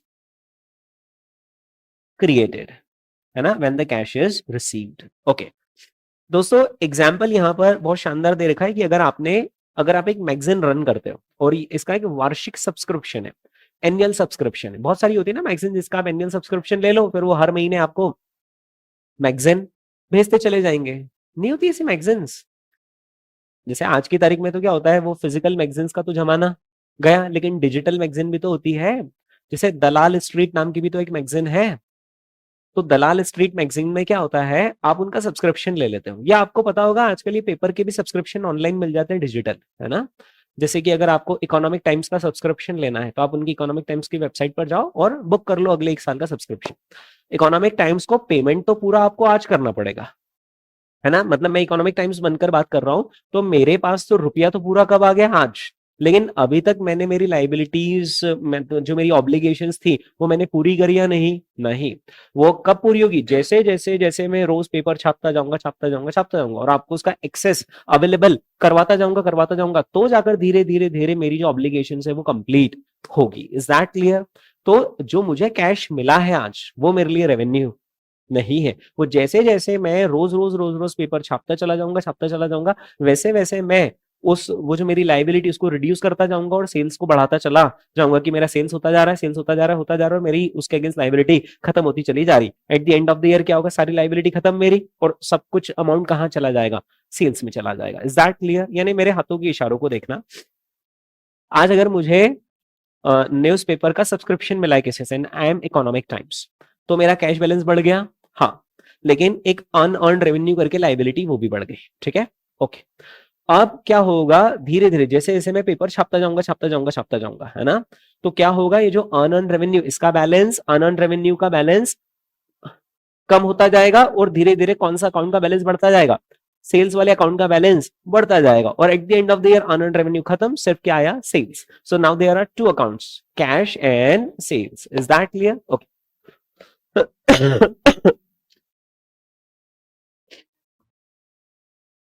हाँ, जो प्रीपेड इंटरनेट प्लान है, या जो अपन सेलफोन के वाउचर नहीं डलवा लेते, जैसे हमने 84 डेज का वाउचर डलवा लिया सेलफोन का, राइट? तो वो टेलीकॉम कंपनी उसको रेवेन्यू नहीं रिकॉग्नाइज कर सकती, क्योंकि अभी आपने सेवाएं कहाँ दी है ग्राहक को। तो उनको ये जैसे जैसे वो सेवा देते जाते वैसे वैसे वो उसको रेवेन्यू रिकॉग्नाइज करते चले जाते हैं, राइट? है ना? स्ट्रीमिंग सर्विसेज का भी सेम है। जैसे आपने यूट्यूब का अगर प्रीमियम प्लान ले लिया है 1 ईयर का सब्सक्रिप्शन, तो वो उसको डे 1 पे वो उसको रेवेन्यू रिकॉग्नाइज नहीं कर सकते हैं, वो अभी उनका रेवेन्यू हुआ ही नहीं है। आपने तो अभी सिर्फ पैसे लिए, अपना काम तो आपने किया ही नहीं, और मान लो आपने काम नहीं किया तो कंज्यूमर जाकर केस कर देगा ना कि इन्होंने तो काम ही नहीं करा, मुझे मेरे पैसे वापस चाहिए, राइट? तो दोस्तों, रेवेन्यू हम तभी रिकॉग्नाइज करते हैं जब हमने हमारी ऑब्लिगेशंस को डिस्चार्ज कर दिया है। ठीक है, ओके। ये देखिए यहां पर अल्टीमेटली जो सेंट्रल प्रिंसिपल है ना, जो आपके मेरे डिस्कशन का पूरा केंद्र बिंदु है, वो यही है दैट वी रिकॉग्नाइज रेवेन्यू, हाँ, when we recognise revenue when we have transferred goods और service to the customer. Is that clear? ठीक है, ओके। अब दोस्तों, रेवेन्यू रिकॉग्निशन के कॉन्वर्ज्ड स्टैंडर्ड्स, है ना, तो यहाँ पे कॉन्वर्ज्ड स्टैंडर्ड्स का मतलब क्या होता है? आईएफआरएस अपने अलग स्टैंडर्ड्स बताता है और यूएस गैप अपने अलग स्टैंडर्ड्स बताता है, लेकिन ऐसा नहीं कि आईएफआरएस अलग बोलता है और यूएस गैप अलग बोलता है, उनकी 95% चीजें सेम होती है। तो कॉन्वर्ज स्टैंडर्ड्स मतलब इन दोनों का कॉन्वर्ज वर्जन जहां पर इन दोनों में सिमिलैरिटी है। तो ये कौन सी अप्रोच फॉलो कर रहे हैं? Principles based approach. यानी कि प्रिंसिपल्स बेस्ड अप्रोच में अकाउंटिंग स्टैंडर्ड खुद बताएगा कि कब रेवेन्यू रिकॉग्नाइज करना है कब नहीं, या वो उसके सिद्धांत बता देगा कि यार ऐसे ऐसे कंडीशन सेटिस्फाई कर रहे हो तो कर लेना रेवेन्यू रिकॉग्नाइज, नहीं कर रहे हो ये वाली कंडीशन सेटिस्फाई तो फिर मत करना। Is that clear? ये होती है प्रिंसिपल्स बेस्ड अप्रोच कि आपको सिद्धांत डिलीवर कर दिए जाते हैं, नॉलेज डिलीवर, अब आप उसको अप्लाई करते जाओ और आप खुद डिसाइड करो कि कब रेवेन्यू रिकॉग्नाइज करना है और कब नहीं करना है। ठीक है दोस्तों, मैं एक सिचुएशन आपके सामने लेकर चल रहा हूं। मान लीजिए कि मैं एक इंजीनियर और आर्किटेक्ट हूं, है ना, और मेरे पास एक कस्टमर आया और उसने बोला साहब ये हमने जमीन का टुकड़ा खरीदा है और इस पर हमें सपनों का महल बनाना है, और हमने हमें किसी ने बताया कि आप बहुत अच्छा घर बनाते हो, इंटीरियर डिजाइनिंग भी आप ही करते हो, तो हमें आपसे काम करवाना है। हमने बोला हम सिर्फ और सिर्फ विथ मटेरियल कॉन्ट्रैक्ट ही लेते हैं। विथ मटेरियल कॉन्ट्रैक्ट लेते हैं का मतलब क्या है कि सीमेंट कौन सी लगेगी, ईंट कौन सी लगेगी, सरिया कौन सा लगेगा, फर्नीचर कैसा बनेगा, ग्लास कौन से लगेंगे, इलेक्ट्रिकल फिटिंग कौन सी होंगी, वो सब कौन डिसाइड करते हैं? हम। और हम आपसे प्लॉट के साइज के हिसाब से बात कर लेंगे। उसने बोला सर हमें भी ऐसे ही व्यक्ति चाहिए, क्योंकि हम 100 दुकान थोड़ी नहीं जाएंगे, कभी ये खरीदना कभी वो खरीदना कभी वो खरीदना, सब आप ही खरीदना, रेती मिट्टी गिट्टी जो खरीदना वो सब आप खरीदना, आप तो हमसे एक भाव तय कर लो। हमने कहा ठीक है, हम आपसे ओवरऑल इंक्लूडिंग इंटीरियर डिजाइनिंग हम आपसे ओवरऑल 2500 रुपए लेंगे पर square feet, 2500 rupees per square feet. मान लीजिए कि उन भाई साहब का जो प्लॉट का साइज था वो था 2000 स्क्वायर फीट, ठीक है। तो 2000 स्क्वायर फीट इंटू 2500 कितना, 50 लाख रुपीज अपन सामने वाले से लेंगे और उसको बिल्कुल बिल्डिंग बिल्डिंग बनाकर और अंदर से इंटीरियर डिजाइन करके हम उसको देंगे, है ना। Okay, let's make an assumption कि सिर्फ ग्राउंड फ्लोर ही बनाएंगे, तो 2000 स्क्वायर फीट प्लॉट है, इंटू 2500, सामने वाला हमें 50 लाख रुपए देगा। दोस्तों ऐसी उसकी और मेरी बात हो गई, है ना। आपको एक बात पता है या नहीं कि ये सारी चीजें जो है ये हवा में नहीं होती, इन सबकी लिखा पढ़ी होती कागज पे। कहाँ गया है मेरा कागज कॉन्ट्रैक्ट का? तो इन सारे कागजों, इन सारी चीजों की वो थी लिखा पढ़ी। अरे नहीं तो बाद में कोई भी एक भी जना पलट जाएगा ना, कल को कस्टमर बोलेगा सर वो आपने 50 लाख थोड़ी बोले थे, आपने तो 40 लाख में ही बात हुई थी, गए काम से। तो इंजीनियर बोल देगा नहीं मेरी तो सिर्फ वो कंस्ट्रक्शन की बात हुई थी, अंदर वुडन फर्नीचर क्या लगेगा वो मेरा काम नहीं है। तो ये सारा लिखा पढ़ी होता है, जिसके अंदर ये लिखा जाता है कि पार्टी कितना पेमेंट देगी, कब कब देगी। ये लिखा जाता है कि इंजीनियर क्या क्या काम करेगा, क्या क्या काम नहीं करेगा। जैसे नगर निगम से परमिशन लानी है तो वो पार्टी तुम्हारा काम है, वो हमारा काम नहीं है। या एमपीईबी में आवेदन देना है इलेक्ट्रिसिटी के कनेक्शन के लिए, अगर आपको इलेक्ट्रिसिटी बोर्ड पे आवेदन देना है तो वो आप लेकर आओगे, वो हमारा काम नहीं, प्लॉट आपका है तो आपको अपने नाम से आवेदन देना पड़ेगा, और वो एंड सो ऑन। तो सब लिखा जाता है दोस्तों, है ना।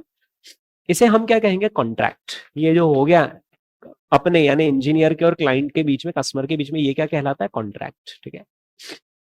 तो दोस्तों सबसे पहली जो प्रोसेस होती है वो क्या होती है, contract. Identify the contract with the customer, की कस्टमर के साथ कॉन्ट्रैक्ट क्या हुआ है वो आइडेंटिफाई करो, है ना। इसके बाद पता है क्या किया जाता है, ये जो कॉन्ट्रैक्ट हुआ है ना, इसके अंदर एक बात बताना दोस्तों, बहुत कॉमन सेंस वाली बात पूछ रहा हूँ। जैसे जैसे हम घर बनाते जाएंगे बनाते जाएंगे बनाते जाएंगे, इंजीनियर अपनी जेब से पैसा लगाता जाएगा लगाता जाएगा लगाता जाएगा, और बिल्कुल घर बिल्कुल बनकर तैयार है। अच्छा, अगर अपन सामने वाले से 50 लैक्स ले रहे तो अपने 50 लैक्स कॉस्ट नहीं लगेगी, अपनी कॉस्ट शायद 40 लैक्स लगेगी, 10 लैक्स तो हमारा प्रॉफिट है। तो इंजीनियर पूरे 40 लाख रुपए फंसा देगा और फिर जाकर पार्टी को बोलेगा सर आप तो आ जाइए और देखिए आपने हमें प्लॉट दिया था, हमने इसके ऊपर आपके सपनों का महल बना दिया। वो कहेगा अरे वाह रुको आता हूँ मैं। वहां पर आया, उसने देखा ओ क्या शानदार घर, हमने कहा कितना सही बना है। तो कस्टमर ने कहा आप कौन? हम इंजीनियर है, हमने बनाया है, ले जाओ आप, नहीं चाहिए घर हमें। आप कौन, हम नहीं पहचान रहे आपको। दोस्तों एक बात बताइए, क्या इंजीनियर सारा पेमेंट 100% एकदम घर वर बिल्कुल कंप्लीट हो जाए उसके बाद लेगा? तो लेता जाएगा, लेता ही जाता है वो पेमेंट। इज दैट क्लियर, है ना। ओके, तो इसका दूसरे शब्दों में मतलब ये हो गया कि इंजीनियर अपना जब रेवेन्यू रिकॉर्ड करेगा क्या वो एकदम जब फाइनल घर कंप्लीट हो जाएगा और की हैंडओवर करेगा तब रिकॉर्ड करेगा वो रेवेन्यू, या वो रेवेन्यू भी धीरे धीरे रिकॉर्ड करता जाएगा, धीरे धीरे वो रिकॉर्ड करता चला जाएगा। लेकिन प्लीज एक कंफ्यूजन में मत आना कि जो कैश मिला है वो रेवेन्यू है, नहीं, ऐसी बात नहीं है, कैश रेवेन्यू होता ही नहीं। इसमें क्या होता है, जो आपका एक बड़ा कॉन्ट्रैक्ट हुआ है ना, उसके छोटे छोटे टुकड़े किए जाते हैं कि ये मेरा पहला काम, ये मेरा दूसरा काम। जैसे कि मेरा पहला काम है प्लॉट का पूरा प्रिपरेशन करना कि भाई जमीन थोड़ी समतल हो जाए, है ना, वहां कोई पेड़ वेड़ हो तो उसको हटा दिया जाए, इधर उधर शिफ्ट कर दिया जाए, वटेवर वटेवर। दूसरा काम है कि मैं पूरा ग्राउंड बनाऊंगा, यानी वो जमीन छत जिसको कहते हैं, पूरा प्लिंथ लेवल का काम करूंगा। तीसरे में उस पर कॉलम बीम लगाऊंगा, सरिये लगाऊंगा, ईंट वेट खड़ी करूंगा। फिर उसके बाद में उसका पलस्तर वलस्तर सारा करूंगा। फिर मैं उसमें पेंटिंग का भी काम करूंगा। फिर मैं उसमें इलेक्ट्रिसिटी का भी कामकाज करूंगा। फिर मैं उसमें सैनिटरी का भी कामकाज करूंगा। Is that clear? तो एक कॉन्ट्रैक्ट के अंदर एक काम होता है, या एक कॉन्ट्रैक्ट के अंदर मल्टीपल परफॉर्मेंस ऑब्लिगेशंस होती है, मल्टीपल परफॉर्मेंस ऑब्लिगेशंस होती है कि इंजीनियर को ये भी परफॉर्म करना है, ये भी परफॉर्म करना है, ये भी परफॉर्म करना है, ये भी परफॉर्म करना है, राइट? ये परफॉर्मेंस ऑब्लिगेशंस में छुपा हुआ रहता है कि रेवेन्यू कब रिकॉग्नाइज होगा। सपोज कीजिए कि एक बिल्डिंग कंस्ट्रक्शन की there are 10 steps, and this 10 steps are 10 separate performance obligations. और ये जैसे जैसे जैसे जैसे परफॉर्मेंस ऑब्लिगेशन वो अपनी डिस्चार्ज करता जाएगा इंजीनियर, यानी जैसे जैसे वो काम करता जाएगा करता जाएगा करता जाएगा, वैसे वैसे वो क्या करेगा, रेवेन्यू रिकॉग्नाइज करता चला जाएगा, इररिस्पेक्टिव ऑफ की कैश मिला है या नहीं, इररिस्पेक्टिव ऑफ की कैश मिला है या नहीं, राइट? पर दोस्तों यहां पर ये जो परफॉर्मेंस ऑब्लिगेशंस होनी चाहिए, ये वो होनी चाहिए जो डिस्टिंक्ट होनी चाहिए, सेपरेट होनी चाहिए। अब इसमें जो मैंने मल्टीपल परफॉर्मेंस ऑब्लिगेशंस आपको बताई ना, कि वो मैं प्लॉट तैयार करूंगा, फिर मैं प्लिंथ डालूंगा, फिर मैं कॉलम बीम डालूंगा, तो ये सब एक ही माना जाता है, ये सब एक ही है भाई। मतलब परफॉर्मेंस ऑब्लिगेशन उसे मानते हैं जो कि अपने आप में सेपरेटली यूजेबल हो बाय द कस्टमर।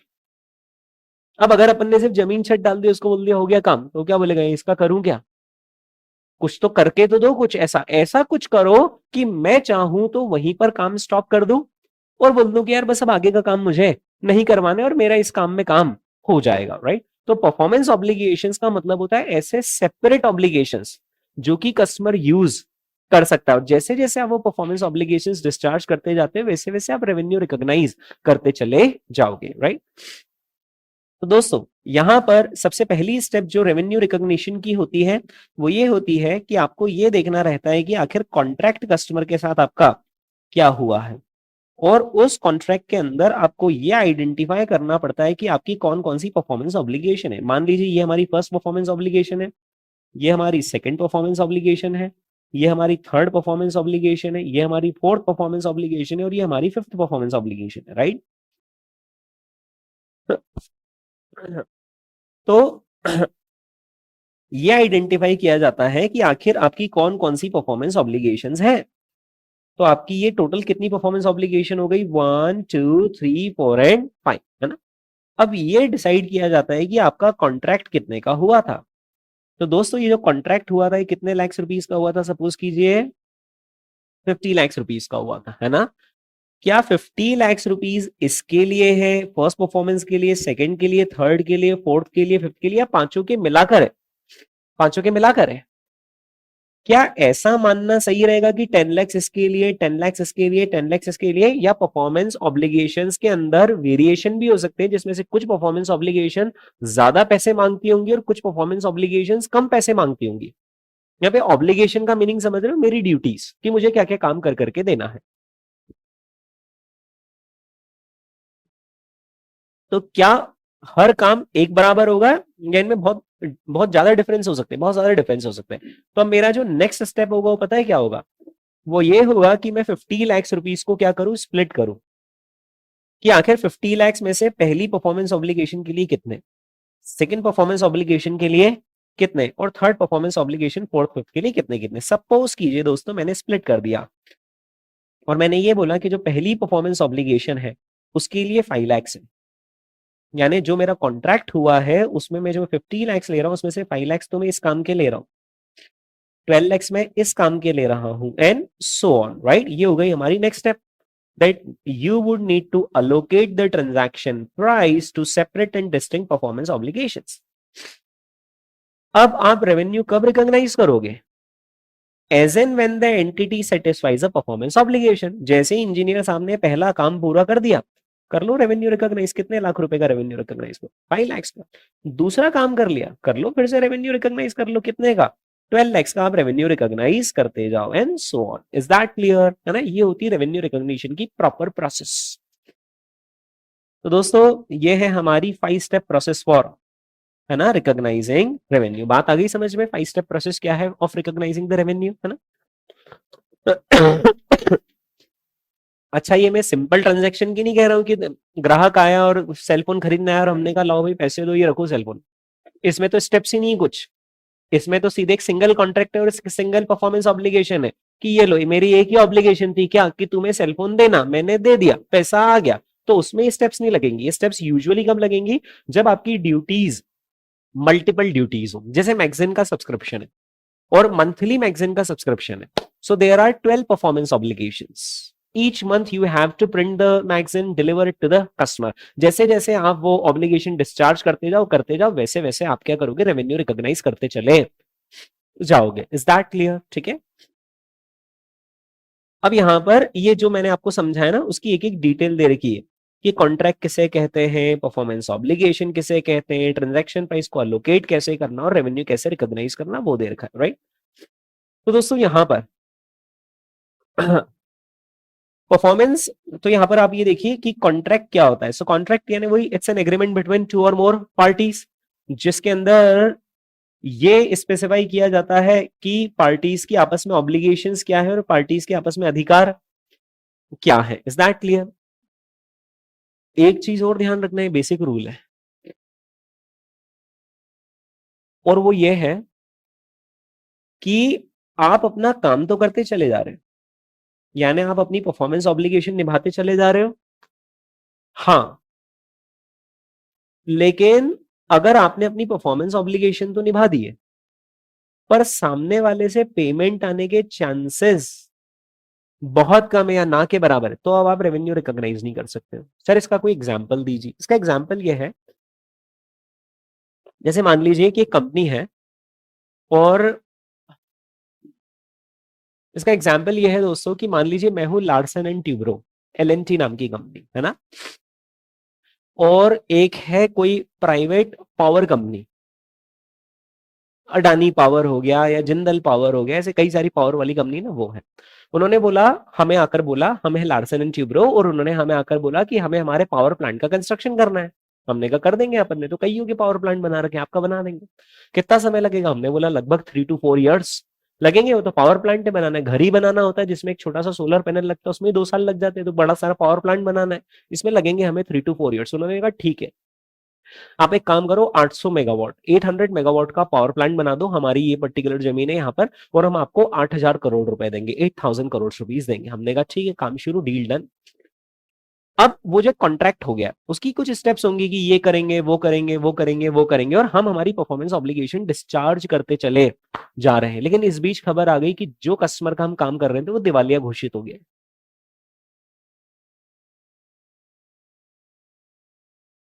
अब हमने कहा अब क्या करें? अब आप फंस गए।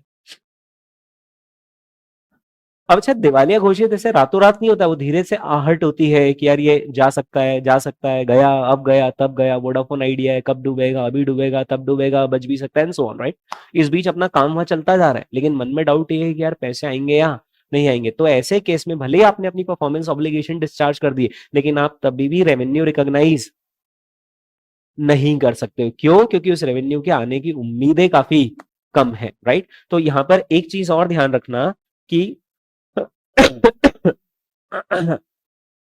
कलेक्टिबिलिटी मस्ट बी कैसा? प्रोबेबल।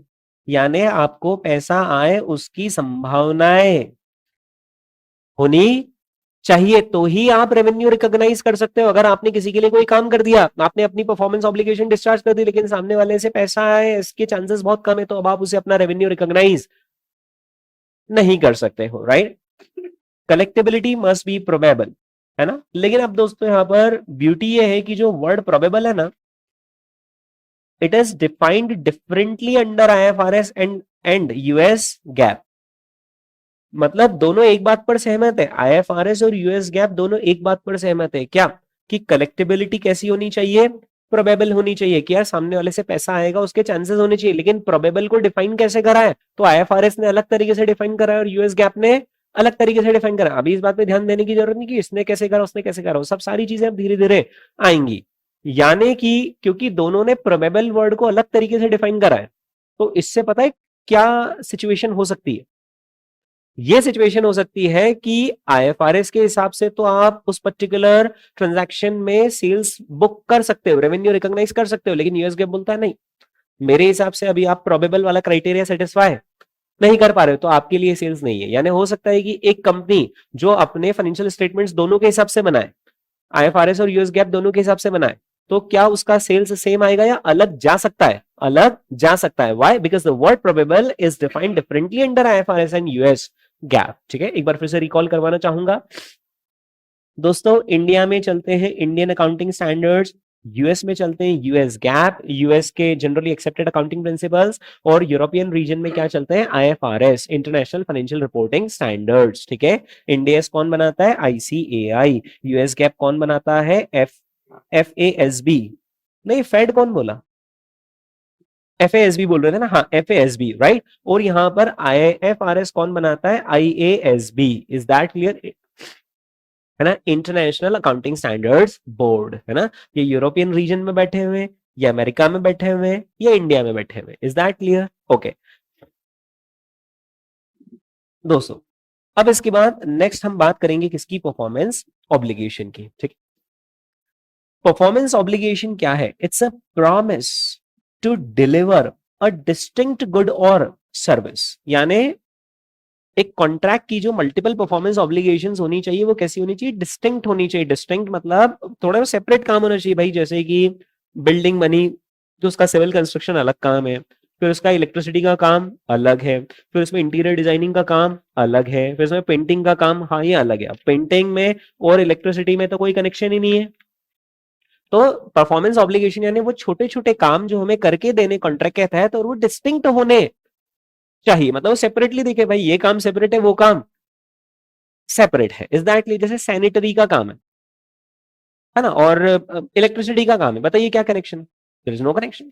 मैंने सैनिटरी का काम कर दिया भाई, सैनिटरी के पैसे आपको मुझे देने पड़ेंगे, अभी इलेक्ट्रिसिटी का नहीं हुआ उसके मत देना। Is that okay. सो यहां पर क्राइटेरिया क्या है, एक डिस्टिंक्ट गुड या सर्विस किसे कहेंगे, डिस्टिंक्ट गुड या सर्विस किसे कहेंगे, उसका क्राइटेरिया यह है कि customer can benefit from the good on its own, यानी उस पर्टिकुलर चीज से कस्टमर उसका फायदा उठा सकता है, उसको दूसरी चीज की जरूरत नहीं। जैसे फॉर एग्जांपल इलेक्ट्रिसिटी का काम अगर हो गया है तो हमें घर में रह सकता हूं, लाइट वाइट जलाकर अंधेरा वंधेरा किधर भी नहीं होगा। अभी सैनिटरी का काम नहीं हुआ है, मतलब मैं वाटर पाइपलाइन एक्सेट्रा चीजें यूज नहीं कर सकता, but I can benefit from this thing कि आपने इलेक्ट्रिसिटी तो लगा ली तो मेरा उतना काम तो हो गया है, राइट। दूसरा, promise to transfer the good or service can be identified separately from any other promises। यानी कि आपने अगर ये प्रॉमिस किया था कि नहीं हम आपको कंप्लीट घर ही करके देंगे, तो फिर तो अभी आपका काम कंप्लीट नहीं हुआ, आपने सिर्फ इलेक्ट्रिसिटी का काम करा है, सैनिटरी का काम नहीं किया है, राइट। लेकिन अगर आपने ऐसे 10 छोटे छोटे प्रोमिस करे थे और ये बात हुई थी कि अगर हम 10 में से 8 प्रोमिस भी कर देंगे और फिर ये कह देंगे कि यार बात के 2 प्रॉमिस हम फुलफिल नहीं कर सकते, तो भी कोई बात नहीं, आप बोलोगे ठीक है चलो 8 प्रॉमिस आपने फुलफिल कर दी, बचे हुए 2 प्रॉमिस हम किसी और कंपनी से फुलफिल करवा लेंगे। यानी promise to transfer the good can be identified किया सेपरेटली फ्रॉम अदर प्रोमिस। इसको मैगजीन वाले एग्जांपल से समझना दोस्त, है ना। मैगजीन में हमने कितने मंथ का सब्सक्रिप्शन ले लिया, 12 महीने का सब्सक्रिप्शन ले लिया, मान लीजिए 12 महीने का सब्सक्रिप्शन कितने रुपीस का आया, 3600 का, है ना। इस कंपनी ने क्या करा दोस्तों, 0 से लेकर 11 महीने तक तो हर बार मैगजीन हमारे घर पर डिलीवर करी, लेकिन 12वें महीने में वो जो उसका एडिटोरियल बोर्ड था, एडिटोरियल बोर्ड ने कुछ ऐसी आपत्तिजनक चीजें छाप दी थी 11th एडिशन में कि उसको ईडी वाले और कौन कौन सी सरकारी एजेंसी वाले वो उठा उठा कर ले गए, जिसकी वजह से magazine company 12th addition deliver कर पाई या नहीं कर पाई, नहीं कर पाई।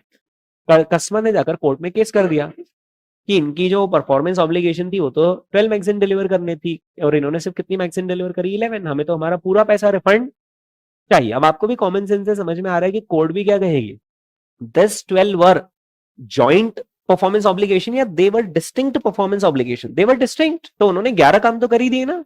तो 11/12 पैसा तो आपका रिफंड नहीं होगा, 1/12 पैसा जरूर आपका रिफंड किया जा सकता है, because this were distinct obligations. Is that clear? Okay. और customer can benefit from the good on its own. वो जो 11 सब्सक्रिप्शन है, 11 सब्सक्रिप्शन पढ़ के आपको मतलब उसमें 12वें सब्सक्रिप्शन पर कोई डिपेंडेंसी नहीं थी कि यही आएगा तो ही काम कंप्लीट होगा, नहीं तो काम ही कंप्लीट नहीं होगा, राइट। दोस्तों ट्रांजैक्शन प्राइस हर कोई समझते हो ये वो अमाउंट है जो कि दोनों के बीच में तय हुआ है, राइट। अच्छा, ट्रांजैक्शन प्राइस हमेशा फिक्स होगा या it can also be variable? It can also be variable. ऐसा होता है कई बार कि देखो हम आपको मिनिमम 2500 तो देंगे ही देंगे, या सपोज करो हम मिनिमम आपको 2500 रुपीज पर स्क्वायर फीट तो देंगे ही देंगे, लेकिन अगर आपने घर बनाने का काम 2 इयर्स की बजाय उससे जल्दी कर दिया तो हर एक महीने जल्दी काम करने पर हम आपको 10 लाख रुपीज का बोनस या 5 लाख रुपीज का बोनस पेमेंट और करेंगे। और ऐसा मैं मजाक नहीं कर रहा हूं, ऐसा सही में होता है। ये जो रोड कंस्ट्रक्शन के काम होते हैं ना, जो NHAI ठेका देता है रोड बनाने के लिए, उसके अंदर ये क्लॉज होता है कि ये रोड बनाने के लिए हम आपको टाइम अलाउ कर रहे हैं 24 मंथ्स। अगर आपने 24 मंथ से डिले करा तो हम आपसे पेनल्टी लेंगे, लेकिन अगर आपने 24 मंथ से जल्दी डिलीवर कर दिया तो हर एक महीने जल्दी डिलीवर करने पर आपको 2% का बोनस मिलेगा। Is that clear? तो फिर इस केस में आपका जो ओवरऑल कंपेंसेशन आपको मिलने वाला है वो फिक्स है, वो वेरिएबल है, वो वेरिएबल है, राइट। तो transaction price could be fix, it could be variable, ठीक है। दोस्तों रेवेन्यू तभी रिकॉग्नाइज करना है ना when it is highly probable, है ना, क्योंकि किसी ने प्रोबेबल वर्ड का दुरुपयोग कर लिया था, उसने बोला हाँ है ना, संभावना तो है, 1% चांस है कि पैसा मिलेगा। तो 1% चांस हाईली प्रोबेबल है तो बहुत कम है, बहुत कम है। When it is highly probable, अच्छा हाईली की अभी डेफिनेशन नहीं है, बट हाईली प्रोबेबल मतलब there is a very sufficient chance, there is a reasonable degree of confidence कि यहाँ पैसा मिलेगा ना, कहाँ जाएगा। जैसे रामलाल आया हमारे यहाँ पर उधार में गुड्स ले गया, हम उसको सेल तभी बुक कर सकते हैं जब हमें बहुत करके संभावना है कि रामलाल अच्छा व्यक्ति और ये हमें पैसे देकर जाएगा, तो ही आप रेवेन्यू रिकॉग्नाइज कर सकते हैं। अगर ऐसा है कि यार वो क्या ही देगा पैसे, अपन ने उसको गुड्स तो दे दिया यार मदद के तौर पर पैसे आने की चांसेस बहुत कम है, तो फिर आप उसको सेल रिकॉर्ड नहीं कर सकते हो। इज दैट वे कि वो आ गया दे गया तो ठीक है और नहीं तो गया, ठीक है।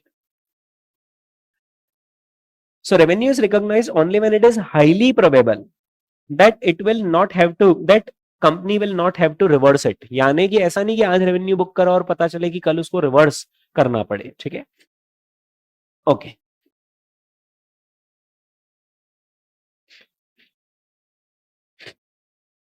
इसके बाद दोस्तों, हाँ एक बहुत शानदार चीज कि हमने हमारी परफॉर्मेंस ऑब्लिगेशन सेटिस्फाई कर दी, ये कैसे माना जाए, मतलब हमने अपने कर्तव्यों का निर्वहन कर दिया, ये कैसे माना जाए। तो ये ऐसे माना जाता है by transferring the control of the goods from the seller to the buyer. जब आपने गुड्स का कंट्रोल किसको दे दिया है, सेलर ने गुड्स का कंट्रोल किसको दे दिया, बायर को, तो ये मान लिया जाता है कि आपने अपनी परफॉर्मेंस ऑब्लिगेशन डिस्चार्ज कर दी है। एक बात बताइए दोस्त, जैसे जनवरी मंथ की मैगजीन है, जनवरी मंथ की मैंने मैगजीन लिख दी और छपकर मेरे पास आ गई है, अभी मैंने कस्टमर्स को कुरियर करके डिस्पैच नहीं करी है, बस छप के मेरे पास आ गई, मैं बोल दूंगा हाँ बस आ तो गई, ये लिख दो सेल्स। क्या लिख सकता हूं मैं सेल्स? नहीं, I have to transfer the control of the goods from myself to the customer. Is that clear? Buyer को जब तक मैं control of the goods transfer नहीं कर देता तब तक ये मैं इसका रेवेन्यू रिकॉग्नाइज नहीं कर सकता, राइट। कैसे मानेंगे कि गुड्स का कंट्रोल सामने वाले को ट्रांसफर हो गया है? तो उसके कुछ इंडिकेटर्स होते हैं, यानी जो ये निर्देशित कर देते हैं, जो ये बता देते हैं कि हाँ गुड्स का कंट्रोल ट्रांसफर हो गया है। कैसे? Physical position by the customer, जब आपने सामने वाले को हैंड ओवर ही कर दिए मैगजीन की, ये लो भाई मैगजीन, तो बस गुड्स का ट्रांसफर हो गया, बिकॉज उसके पास उस चीज का फिजिकल पोजीशन आ गया, तो ये चीज ही उसकी हो गई। जैसे मैं कार के शोरूम में गया और कार के शोरूम वाला सेल कब बुक कर पाएगा? है ना, जिस दिन मैंने एडवांस दिया उस दिन थोड़ी बुक करवाएगा।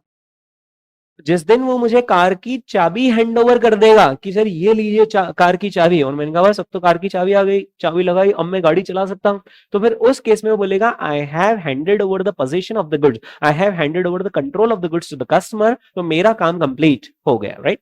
या फिर दूसरा तरीका होता है कि आपने कस्टमर को लीगल टाइटल दे दिया, जैसे कि वो रजिस्ट्रेशन नहीं होता है, रजिस्ट्रेशन कार का रजिस्ट्रेशन होता है ना, उसने मेरे नाम पर इस कार का चेसिस नंबर रजिस्टर करवा लिया है। वो फिर उसने मुझे कॉल करा, सर आपके नाम का वो रजिस्ट्रेशन कार्ड आ गया है, आपके नाम पर कार रजिस्टर हो गई, आप कब आ रहे हैं? और मैंने कहा सर वो मैं क्या बाहर निकल गया हूं थोड़ा सा फॉरेन, 2-3 महीने घूम फिर कर आऊंगा। अब बताइए 3 महीने बाद वो मुझे फिजिकल डिलीवरी देगा, पर वो मेरे नाम पर गाड़ी कब कर चुका है? आज। तो बताइए वो सेल कब रिकॉर्ड करेगा, आज या 3 महीने बाद? आज। बोलेगा अब तो गाड़ी आपके नाम की ही है भाई, अब तो गाड़ी आपकी हो गई है, अब तो मैं चाहकर भी ये गाड़ी नहीं रख सकता हूं, नहीं तो आप चोरी का केस कर दोगे कि मेरे नाम की गाड़ी और इन्होंने चुरा ली। Is that clear? तो या तो आपने गुड्स का टाइटल किसको ट्रांसफर कर दिया टू द कस्टमर, या फिजिकल पोजीशन ट्रांसफर कर दिया, सब इंडिकेट करते हैं कि गुड्स का कंट्रोल सामने वाले के पास जा चुका है, आपने अपना काम पूरा कर दिया है। Customer is taking on the risk and benefits of the ownership. इसका मतलब पता है क्या? ये वही वाला एग्जांपल है, जैसे कि मान लीजिए कि मैं ग्रेन का मर्चेंट हूं, है ना, ग्रेन का मर्चेंट मतलब मान लो मैं व्हीट का व्यापारी हूं, है ना। सामने मेरा एक ग्राहक है जो 100-150 किलोमीटर दूर रहता है, और उसने मुझे पूछा कॉल करके कि सेठ जी गेहूं का क्या भाव चल रहा है? तो मैंने कहा गेहूं का भाव चल रहा है 4,000 रुपए एक बोरी का, 4,000 रुपीज एक बोरी के, है ना। तो मैंने कहा 4,000 रुपए चल रहा है एक बोरी का। उसने कहा सेठ जी एक काम करो 20 बोरी मेरे नाम पे लिख लो। मैंने कहा ठीक है, 4,000 इंटू 20 यानी 18,000, है ना, ओके। 20 बोरी मैंने उसके नाम पर लिख ली है, ठीक है। किस भाव में लिख ली? 4,000 के भाव, है ना। 2-3 घंटे में दोस्तों अचानक से खबर आती है कि इस बार पानी कम गिरेगा, और पानी कम गिरने की वजह से गेहूं की फसल कम होगी, और गेहूं की फसल कम होगी तो ऑब्वियसली भाव बढ़ेंगे। जब तक वो ग्राहक आया 150 किलोमीटर चलकर 4-5 घंटे में, तब तक रेट बढ़ गए थे गेहूं के बोरी के, भाव हो गया था 4200। उसने मुझे जब कॉल किया था तब क्या हो गया था? तब क्या था रेट? 4,000। अभी क्या हो गया 2-3 घंटे में रेट क्या हो गया? 4200। जब वो आएगा तो मैं उससे 4200 लूंगा या 4,000 ही ले पाऊंगा? 4,000 क्योंकि उसकी मेरी बात पक्की हो गई थी। उसके बाद अगर भाव बढ़ जाए तो फायदा भी किसका? उसका। और अगर भाव गिर जाते हैं तो नुकसान भी किसका? उसका ना। मतलब I have transferred the benefits as well as the risk. भाई फायदा भी तुम्हारा इसके बाद से और नुकसान भी तुम्हारा। तो जब मैं ये फायदा और नुकसान दोनों या रिस्क या बेनिफिट दोनों उसके ऊपर ट्रांसफर कर चुका हूं, यानी एक तरीके से मैं गुड्स सेल कर चुका हूं, मेरी उसकी पक्की बात हो गई, तो इस केस में भी मैं आराम से सेल रिकॉग्नाइज कर सकता हूं। फिर भले ही वो गुड्स 4 दिन बाद उठाकर ले जाए, भाई इसके सारे फायदे भी तुम्हारे और जवाबदारी भी तुम्हारी, ठीक है। So when customer is taking on the risk and benefits of the ownership, I'll assume कि I have transferred the control of the goods. Seller is having a क्या? राइट ऑफ पेमेंट, यानी मुझे तुमसे पेमेंट लेने का हक है। अगर मुझे तुमसे पेमेंट लेने का हक है मतलब वो हक ही कब मुझे मिलेगा? जब मैं मेरी परफॉर्मेंस ऑब्लिगेशन डिस्चार्ज कर चुका हूं और मैंने वो गुड्स तुम्हें हैंड ओवर कर दिए होंगे। तो अगर मुझे राइट है कि मैं तुमसे पैसा ले सकूं, ये भी एक इंडिकेटर है कि मैंने मेरा काम पूरा कर दिया, मैं उसको सेल रिकॉग्नाइज कर सकता हूं, ठीक है। ओके दोस्तों, लॉन्ग टर्म कॉन्ट्रैक्ट्स में ये सारी चीजें ज्यादा इंपॉर्टेंट होती है कि काम कब हुआ, कितने का काम हुआ, कितना रेवेन्यू रिकॉग्नाइज करेंगे एंड सो ऑन, राइट। ये देखिए फॉर लॉन्ग टर्म कॉन्ट्रैक्ट्स जो रेवेन्यू हम रिकॉग्नाइज करते हैं, है ना, वो हम बेस्ड ऑन प्रोग्रेस रिकॉग्नाइज करते हैं कि कितनी कितनी कितनी प्रोग्रेस हो गई है। अब प्रोग्रेस को कैसे मेजर करेंगे? तो प्रोग्रेस को मेजर करने के दो तरीके होते हैं, एक input based measurement of the progress और दूसरा होता है output based measurement of the progress. वो नहीं, सबसे पहले अपने पास एक कस्टमर आया था जिसने बोला था कि मुझे वो घर बनवाना है प्लॉट पर, है ना। अपन ने उससे कितने में बात करी थी? 50 लाख में बात करी थी। अपना माल मटेरियल कितने का लगने वाला था? 40 लाख का, ठीक है। मान लीजिए दोस्तों मैंने घर का कंस्ट्रक्शन का कामकाज शुरू कर दिया, और शुरू करके मैंने इस साल का जो फाइनेंशियल ईयर का क्लोज आ रहा है उससे पहले पहले मैंने 10 लाख रुपए मेरी जेब के लगा दिए। तो देखा जाए तो कुल मेरी जेब से कितने लगने वाले थे 40 lakhs, उसमें से मैं कितने लगा चुका हूं 10 lakhs, यानी कितना परसेंट काम कंप्लीट हो गया 25% काम कंप्लीट हो गया ना। अरे टोटल 40 lakhs लगाने ना मुझे उसका घर बनाने में, मैं 40 lakhs लगाकर वो घर उसको कितने में दूंगा 50 lakhs में, ठीक है। 40 lakhs में लगाऊंगा, उसका घर बनाऊंगा और उसको एक घर कितने में दे दूंगा 50 lakhs में दे दूंगा। और 40 lakhs में से मैं कितने लगा चुका हूं 10 lakhs, so I can safely say that I have completed 25% of the work. हिल से हाउ, कैसे कर दिया, मैं बोलूंगा 40 लाख लगाने थे, उसमें से मैं 10 lakhs लगा चुका हूं, मतलब मैंने 25% काम कर दिया, ठीक है। ये हुआ input based measurement of the progress. और इस बेसिस पर मैं रेवेन्यू पता है कितना रिकॉग्नाइज कर सकता हूं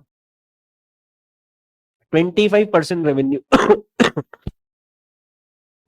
25% में रेवेन्यू रिकॉग्नाइज कर सकता हूं। 25% रेवेन्यू का मतलब क्या होगा 50 lakhs का 25%, क्योंकि मेरा रेवेन्यू तो 50 lakhs है और मैं अगर 25% काम कर चुका हूं तो मैं 25% रेवेन्यू भी रिकॉग्नाइज कर सकता हूं। तो मैं 50 lakhs का 25% यानी 12.5 lakhs का रेवेन्यू रिकॉग्नाइज कर लूंगा। तो मेरा रेवेन्यू होगा 12.5 बट मेरी कॉस्ट कितनी होगी 10, यानी I will have a profit of कितना 2.5 lakhs in this particular period. बाकी काम मैं अगले पीरियड में करूंगा, तब उसकी कॉस्ट लिख दूंगा, तब उसके करस्पॉन्डिंग रेवेन्यू लिख दूंगा। This is called as matching principle, कि मैं जिस पीरियड में एक्सपेंसेस लिख रहा हूं उसी पीरियड में उसके करस्पॉन्डिंग रेवेन्यू भी लिख रहा हूं, या मैं जिस पीरियड में रेवेन्यू लिख रहा हूं उसी पीरियड में मैं उसके करस्पॉन्डिंग एक्सपेंसेस भी लिख रहा हूं। और ऐसा बेसिक रूल है, नहीं तो आपने खर्चा अगर इस साल लिखा और रेवेन्यू कौन से साल लिख लिया अगले साल, तो इस साल तो लॉस शो होगा और अगले साल जंबो प्रॉफिट शो होगा। तो लोग कंपेयर नहीं कर पाएंगे आपके अकाउंट्स को कि कंपनी करती क्या, लॉस करती कि प्रॉफिट करती। Is that clear? तो इसलिए मैचिंग प्रिंसिपल बनाया गया है कि जिस वक्त रेवेन्यू रिकॉग्नाइज करो उसी वक्त उसके सामने के एक्सपेंसेस रिकॉग्नाइज करो, ताकि एक स्मूथ मैनर में आपके प्रॉफिट्स दिखे। दूसरा होता है दोस्तों output based measurement of the progress, जिसमें मैं माइलस्टोन सेट कर लूंगा। माइलस्टोन यानी मैं ये बोल दूंगा कि यार जब तक घर का सिविल कंस्ट्रक्शन का काम का जो है अपन ये मान लेंगे 40% काम हो गया, 40% काम हो गया। जिस दिन इलेक्ट्रिसिटी का भी काम हो जाए, प्लम्बिंग का भी, सैनिटरी का भी काम काज हो जाए, पेंटिंग का भी काम हो जाए, अपन मान लेंगे कि 75% काम हो गया। जिस दिन अंदर फर्नीचर वर्नीचर भी हो जाए, डेकोरेशन भी मान लो ये भी हो जाए, मान लेंगे 100% काम हो गया। Right now this is based on output, irrespective of कि आपकी कितनी कॉस्ट अभी तक लगी है। क्या आपने ये काम कर दिया, हाँ। क्या आपने वो काम कर दिया, हाँ। तो इतना इतना आपका प्रोग्रेस मान लिया जाएगा। राइट ये हो गया measurement of the progress based on output. So can be measured from the input side, है ना, and can also be measured from the output side, right, using engineering milestones. और इनपुट साइड में क्या है, using the percentage of completion cost. Okay दोस्तों, एक performance obligation आपने एक झटके में सेटिस्फाई कर दी, तो फिर इस केस में रेवेन्यू बिट्स एंड पीसेस में रिकॉर्ड होगा या वन शॉट रेवेन्यू रिकॉग्नाइज होगा। वन शॉट रेवेन्यू, आपने अगर आपकी परफॉर्मेंस ऑब्लिगेशन एक बार में ही पूरी कर दी। इसका एक एग्जाम्पल क्या है, एग्जाम्पल ये है कि मान लीजिए कि हम एसी रिपेयरिंग सर्विसेज देते हैं, एसी की, एयर कंडीशनर की हम रिपेयर और मेंटेनेंस की सर्विसेज देते हैं, मान लो, है ना। हमारे पास एक कॉल आया कि सर वो एसी चल नहीं रहा है, कूलिंग नहीं कर रहा, आप आ जाइए। अपन वहां पहुंच गए, हमने थोड़ा एसी खोल वोल के देखा, हमने कहा अच्छा इसमें तो ये प्रॉब्लम थी, लाओ हमने इसको ठीक कर दिया, लाओ 1000 रुपए, है ना। सामने वाले ने 1000 रुपए दे दिया, अपन ने उसको चेक करवा दिया, देखो अब एसी बराबर कूलिंग कर रहा है नहीं। इस केस में हम रेवेन्यू धीरे धीरे धीरे रिकॉग्नाइज करेंगे वन शॉट में, वन शॉट में, बिकॉज जो परफॉर्मेंस ऑब्लिगेशन थी वो हमने over a period of time satisfy करी है, वन शॉट सेटिस्फाई करी, वन शॉट सेटिस्फाई, है ना।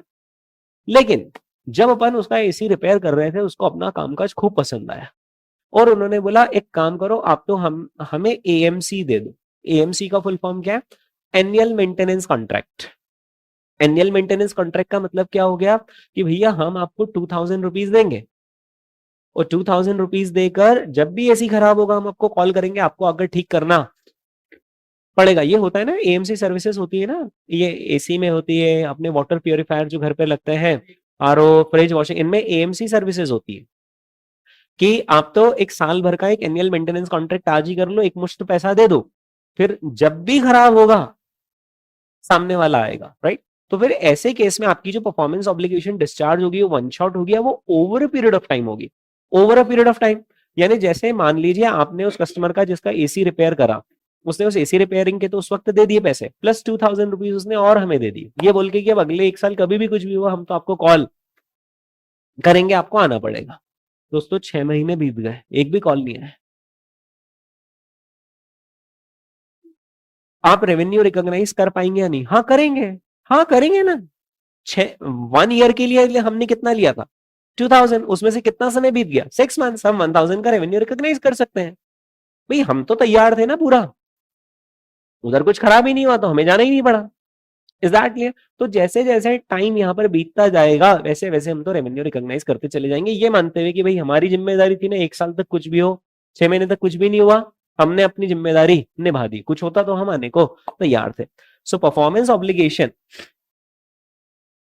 Is satisfied over a period of time if any of the if any of the 3 criteria are met। इन निम्नलिखित 3 में से अगर एक भी क्राइटेरिया मीट हुआ, ये माना जाएगा कि आपकी परफॉर्मेंस ऑब्लिगेशन कैसे डिस्चार्ज हो रही है? धीरे धीरे। तो आप रेवेन्यू कैसे रिकॉग्नाइज करोगे?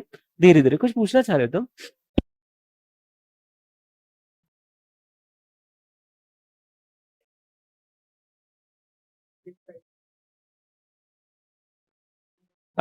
एक चीज अपने को ना, अपना जो सिलेबस है ना उसमें आपको और मुझको अकाउंटिंग नहीं करनी है। नहीं समझे आप मेरी बात? आप और मैं सीए का कोर्स नहीं कर रहे, जिसमें कि हमें असली में सिचुएशन से डील करना पड़ेगा। नहीं समझा मेरी बात? क्या आपको being the CFA company call करके बुलाएगी कि बताइए यार ये सिचुएशन आ रही है, हम कैसे करें अकाउंटिंग? नहीं समझा मेरी, है ना? हाँ, आपको एक ब्रॉडली पता होना चाहिए कि चीजें कैसी हो रही। You don't have to go in specific situation. ये जो स्पेसिफिक सिचुएशन है सीए के कोर्स में पढ़ाई जाती है, और उसके अंदर एक अकाउंटिंग स्टैंडर्ड होता है जो 25 से 30 पेज का होता है, जिसके अंदर एक एक बारीक सिचुएशन और उस सिचुएशन का क्या सोल्यूशन है वो लिखा जाता है। तो you don't have to go in this depth. आपको ऊपर ऊपर ही ध्यान रखना है कि हाँ धीरे धीरे जब परफॉर्मेंस ऑब्लिगेशन डिस्चार्ज होती है तो धीरे धीरे रेवेन्यू रिकॉग्नाइज होता है, दैट्स इट। तो आपको कस्टम सिचुएशंस क्रिएट सही में नहीं करनी, वो आपके सिलेबस की रिक्वायरमेंट नहीं है। Is that clear? तो सब सीए के अंदर होता है। जैसे मैं आपको बता रहा हूँ ना, मैंने सीए करा हुआ है, तो वहां पे एक एक अकाउंटिंग स्टैंडर्ड होता है। जो जैसे लीजिंग है, लीजिंग का एक अकाउंटिंग स्टैंडर्ड है जो 30 पेज तक चलता ही रहता है, जिसके अंदर एक एक ट्रांजेक्शन की, हेलीकॉप्टर लीज पर लिया तो क्या, मशीन लीज पर ली तो क्या, फॉरेन से लिया तो क्या, और इंडिया से लिया तो क्या, so on, right? So don't go in this depth. Just having an idea कि हाँ लीज नाम की कोई चीज होती है सीएफए के लिए काफी है। Is that clear? ठीक है, चलो। तो हम परफॉर्मेंस ऑब्लिगेशन सेटिस्फाई हो गई है over a period of time, यानी performance obligation over a period of time जा रही है। उसकी कितने क्राइटेरियाज है? 3 क्राइटेरियाज है, तीनों मीट करने हैं, तीनों में से कोई सा भी, तीनों में से कोई सा भी एक क्राइटेरिया। अब ये ध्यान रखना, जब आपसे एमसीक्यू पूछेंगे ना तो वो ऐसे ही मजे ले लेंगे कि ये दो क्राइटेरिया तो मीट हो गए लेकिन ये वाला क्राइटेरिया मीट नहीं हुआ। बताइए आप, परफॉर्मेंस ऑब्लिगेशन जो है वो over a period of time discharge हो रही है, माने या नहीं माने? तो तब ध्यान होना चाहिए कि 3 में से 2 तो क्या, अगर एक क्राइटेरिया भी मीट होता तो ये माना जाता है कि हाँ performance obligation one shot satisfy नहीं हुई है, वो over a period of time satisfy हुई है। The customer receives and benefits from the goods or service over time as the supplier meets the obligations. For example, service and maintenance contract, कि जैसे जैसे जैसे जैसे मेंटेनेंस का time निकलता जाएगा, सर्विस हम देते चले जाएंगे, वैसे वैसे कस्टमर को उसका फायदा पहुंचता चला जाएगा। या फिर एनुअल सब्सक्रिप्शन वाली वो जो मैगजीन हो जो कि मंथली डिलीवर हो रही है, तो जैसे जैसे मैगजीन पहुंचाते जाएंगे वैसे वैसे customer is going to receive the benefit from the goods and service as the supplier meets the obligation. तो हाँ ये माना जाएगा कि performance obligation is being satisfied over a period of time, तो revenue will also be recognise over a period of time. दूसरा, customer के control में रखी हुई है वो एसेट, यानी एसेट अपने पास है, सप्लायर के पास है, कस्टमर के कंट्रोल में है, कस्टमर के कंट्रोल में है, लेकिन सप्लायर उस एसेट को एनहेंस कर रहा है या फिर नई एसेट क्रिएट कर रहा है, लेकिन उस एसेट का कंट्रोल किसके पास है? कस्टमर के पास। अब इसका एग्जाम्पल क्या हुआ वो समझो। इसका एग्जाम्पल ये हुआ कि एक व्यक्ति है जिसका घर है, तो घर तो उसी व्यक्ति का है, लेकिन हमारा क्या काम है कि हम उसके घर पे जाके पुताई करेंगे, पेंटिंग करेंगे, या उसके घर पे जाके फर्नीचर बनाएंगे। तो ऐसा तो करेंगे नहीं कि पुताई अपन अपने यहाँ पे कर लेंगे, फैक्ट्री में ले जाकर देखो हमने पेंटिंग कर दी है, ये रख लो पेंटिंग, नहीं आपको पेंटिंग तो उसी है ना।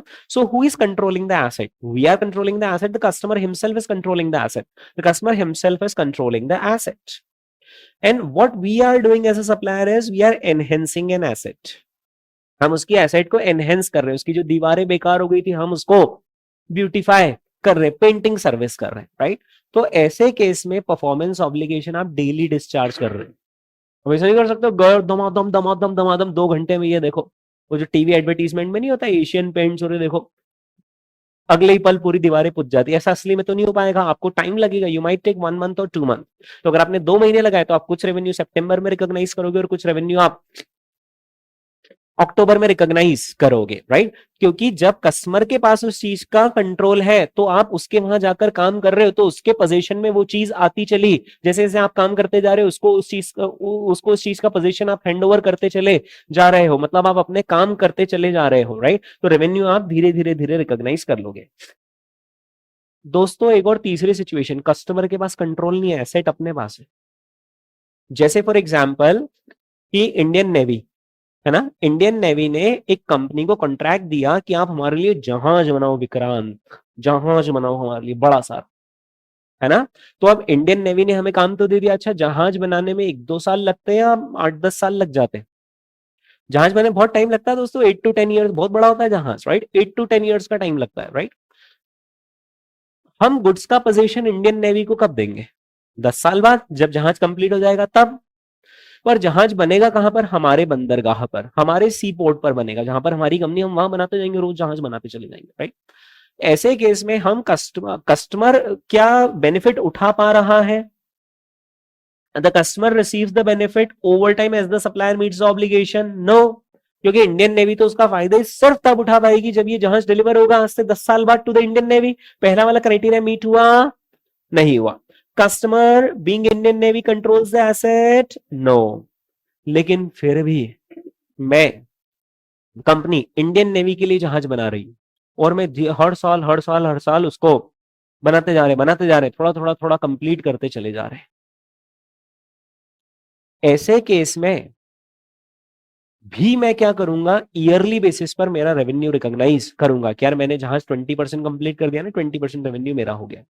पहली वाली कंडीशन तो मीट ही नहीं हुई, दूसरी वाली कंडीशन भी मीट नहीं। लेकिन एक और कंडीशन ये है कि अगर वो जो जहाज है वो कस्टमर के स्पेसिफिकेशन के हिसाब से बन रहा है, या जहाज तो छोड़ो, चलो कोई सा भी गुड्स किसके हिसाब से बन रहा है? कस्टमर के स्पेसिफिकेशन के हिसाब से बन रहा है, और वो गुड्स उस कस्टमर के अलावा और किसी के यूज का नहीं है, तो यही माना जाएगा भाई मैं तुम्हारे लिए ही काम कर रहा था, मैं, और मैं इसको बाजार में ले जाके थोड़ी बेच सकता हूँ कि यार विक्रांत जहां जाओ ले लो, कौन लेना चाह रहा है आ जाओ सब, ऐसा पॉसिबल नहीं है, राइट। उसी तरीके से मान लीजिए एक टेलर है जिसके यहाँ पर आप कपड़े रख के आए, उसने आपका नाप वाप सब ले लिया, और वो आपके नाप के हिसाब से स्टिचिंग कर रहा है। उसने अगर स्टिचिंग करके रख दी, फिर भले ही उसने गुड्स आपको ट्रांसफर नहीं करे, तो भी जैसे ही उसने बना के रख दी ना, वो बोलेगा ये मेरा काम कंप्लीट हो गया, मैंने आपके नाप से बनाई, ये आपको ही फिट बैठेंगे, मैं थोड़ी इसको टांग के बोल दूंगा आ जाओ भाई आ जाओ, ये तुम ले जाओ तुम ले जाओ, no, right. So the supplier when the asset has no alternative use for the supplier, कि अब मैं क्या करूंगा इनका, भैया तो तुम्हारे नाप से बने कपड़े,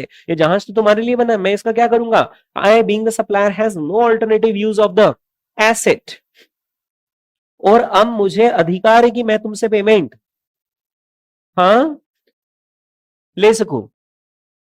टेलर जो है उसने एक बार स्टिचिंग कर दी, तो अब उसे पूरा राइट है कि वो आपसे पैसे लेगा ही लेगा, उसने आपके नाप से, मैंने वो करेगा क्या नहीं तो उन कपड़े का, है ना। तो फिर उस केस में माना जाता है कि आपने अपना काम कंप्लीट कर दिया as per the customer specification, you can record the revenue, ठीक है। ओके दोस्तों एक और चीज, क्या इंडियन नेवी के लिए जहाज बनाने का जो लॉन्ग टर्म कॉन्ट्रैक्ट आपको मिलेगा वो ऐसे ही मिल जाएगा, या वो सब पापड़ बेलने पड़ते हैं? पापड़ बेलने पड़ते हैं, है ना। अच्छा, ये एजेंसीज होती है दोस्तों जिसको हम कहते हैं लाइजनिंग एजेंसीज, ये लाइजनिंग एजेंसीज ये काम करवाती है। ऐसा बहुत सारी जगह पर होता है, जैसे आपको फॉरेन से अमेरिका से भी कुछ कॉन्ट्रैक्ट चाहिए, तो आप क्या करते हैं वहां पे liaisoning agencies appoint, liaisoning agencies रहती है जो वहां पर लाइजनिंग करती है और आपके लिए कॉन्ट्रैक्ट लेकर आती है, तो फिर उस केस में आप उनको सेल्स कमीशन पे करते हो। अब इसमें एक कैसेट फंस गई, कैसेट ये फंस गई कि मान लीजिए आपको अमेरिका से $100 मिलियन का एक कॉन्ट्रैक्ट मिला, जो अगले कितने साल तक चलेगा? 5 साल तक चलेगा। आपको इंडिया में कॉस्ट बैठेगी उस काम को करने की सिर्फ कितनी? $40 मिलियन। सामने वाली जो एक अमेरिकन कंपनी थी जिसने हमें डील दिलवाई है, उसने उसकी वहां पर ऊपर तक सेटिंग थी, उसने वहां पर डील दिलवाई है। हमने उससे बात करी कि ठीक है हम आपको 5% कमीशन देंगे। तो 100 मिलियन का 5% कितना होता है? $5 मिलियन। ये $5 मिलियन भी हमारे लिए एक तरीके से क्या होगा? कॉस्ट ही होगा, एक्सपेंस होगा, है ना? सेल्स कमीशन का एक्सपेंस होगा। नाउ द क्वेश्चन इज कि ये जो 40 मिलियन की कॉस्ट है, ये तो जैसे जैसे वो 100 मिलियन का कॉन्ट्रैक्ट हम साल दर साल कंप्लीट करते चले जाएंगे, तो 40 मिलियन की कुछ कुछ कुछ कुछ कॉस्ट इनकर भी करते जाएंगे और $100 मिलियन का कुछ कुछ रेवेन्यू भी रिकॉग्नाइज करते चले जाएंगे हर साल। What about the commission? क्या कमीशन आपने जिस साल पे करा है उसी साल पूरा एक्सपेंस माना जाएगा, या कमीशन को भी स्प्रेड किया जाएगा? स्प्रेड किया जाएगा, बिकॉज वो जो कमीशन है उसका जो आपको बेनिफिट मिलेगा वो आपको सिर्फ उसी साल मिला है, या ये जब तक कॉन्ट्रैक्ट चलेगा तब तक उस कमीशन के पे करने का बेनिफिट आपको मिलता जा रहा है? नहीं समझा मैचिंग कॉन्सेप्ट? ये जो $5 मिलियन है ये आपने आज कमीशन दे दिया, कॉन्ट्रैक्ट मिल गया, बट कॉन्ट्रैक्ट का जो रेवेन्यू होगा वो तो फ्यूचर में आता जाएगा ना, तो उसके अगेंस्ट हमें कमीशन को मैच करना पड़ेगा, राइट? ऐसे केसेस में दोस्तों देखना अकाउंटिंग एंट्री क्या होगी। अच्छा एक बात और बताओ, क्या आप सामने वाली जो एजेंसी उसको कमीशन हर साल थोड़ा थोड़ा थोड़ा थोड़ा थोड़ा दोगे, या उसको तो कमीशन वन शॉट आज ही देना पड़ेगा? उसको तो नहीं, उसको तो वन शॉट आज ही देना पड़ेगा। हाँ, क्योंकि उसने तो उसका काम कंप्लीट कर दिया ना। अरे जैसे आप होते यहाँ पर इस एजेंसी की जगह जिसने कॉन्ट्रैक्ट दिलवा दिया, तो आप क्या बोलोगे? बॉस अब तुम आपस में जानना, मेरा काम खत्म हो ना, मैंने तो तुम्हें कॉन्ट्रैक्ट दिलवा दिया, मुझे तो मेरे $5 मिलियन चाहिए, अब तुम आपस में समझो, तुम काम करो, उसको अच्छा काम करके दो, तुमको पैसे देगा, मेरा तो खेल ही खत्म हो गया ना। तो मैं तो आज लूंगा पूरे $5 मिलियन, यानी कंपनी को तो आज ही पूरे $5 मिलियन देने, लेकिन इसकी अकाउंटिंग एंट्री देखना कैसे रिकॉर्ड होगी, है ना? हम इसमें यहां पर डेफर्ड एक्सपेंडिचर रिकॉर्ड करेंगे। डेफर्ड एक्सपेंडिचर का मतलब क्या होता है कि आपने कोई सा एक्सपेंडिचर तो करा, लेकिन आपने ये माना है कि मैं इस खर्चे को थोड़ा थोड़ा आगे क्या करता जाऊंगा? डेफर करता जाऊंगा, आगे बढ़ाता चला जाऊंगा, है ना? नॉर्मली देखिए यहां पर एक तो एक्सपेंसेस हिट हुआ है और दूसरा हमारा एसेट कम हुआ है।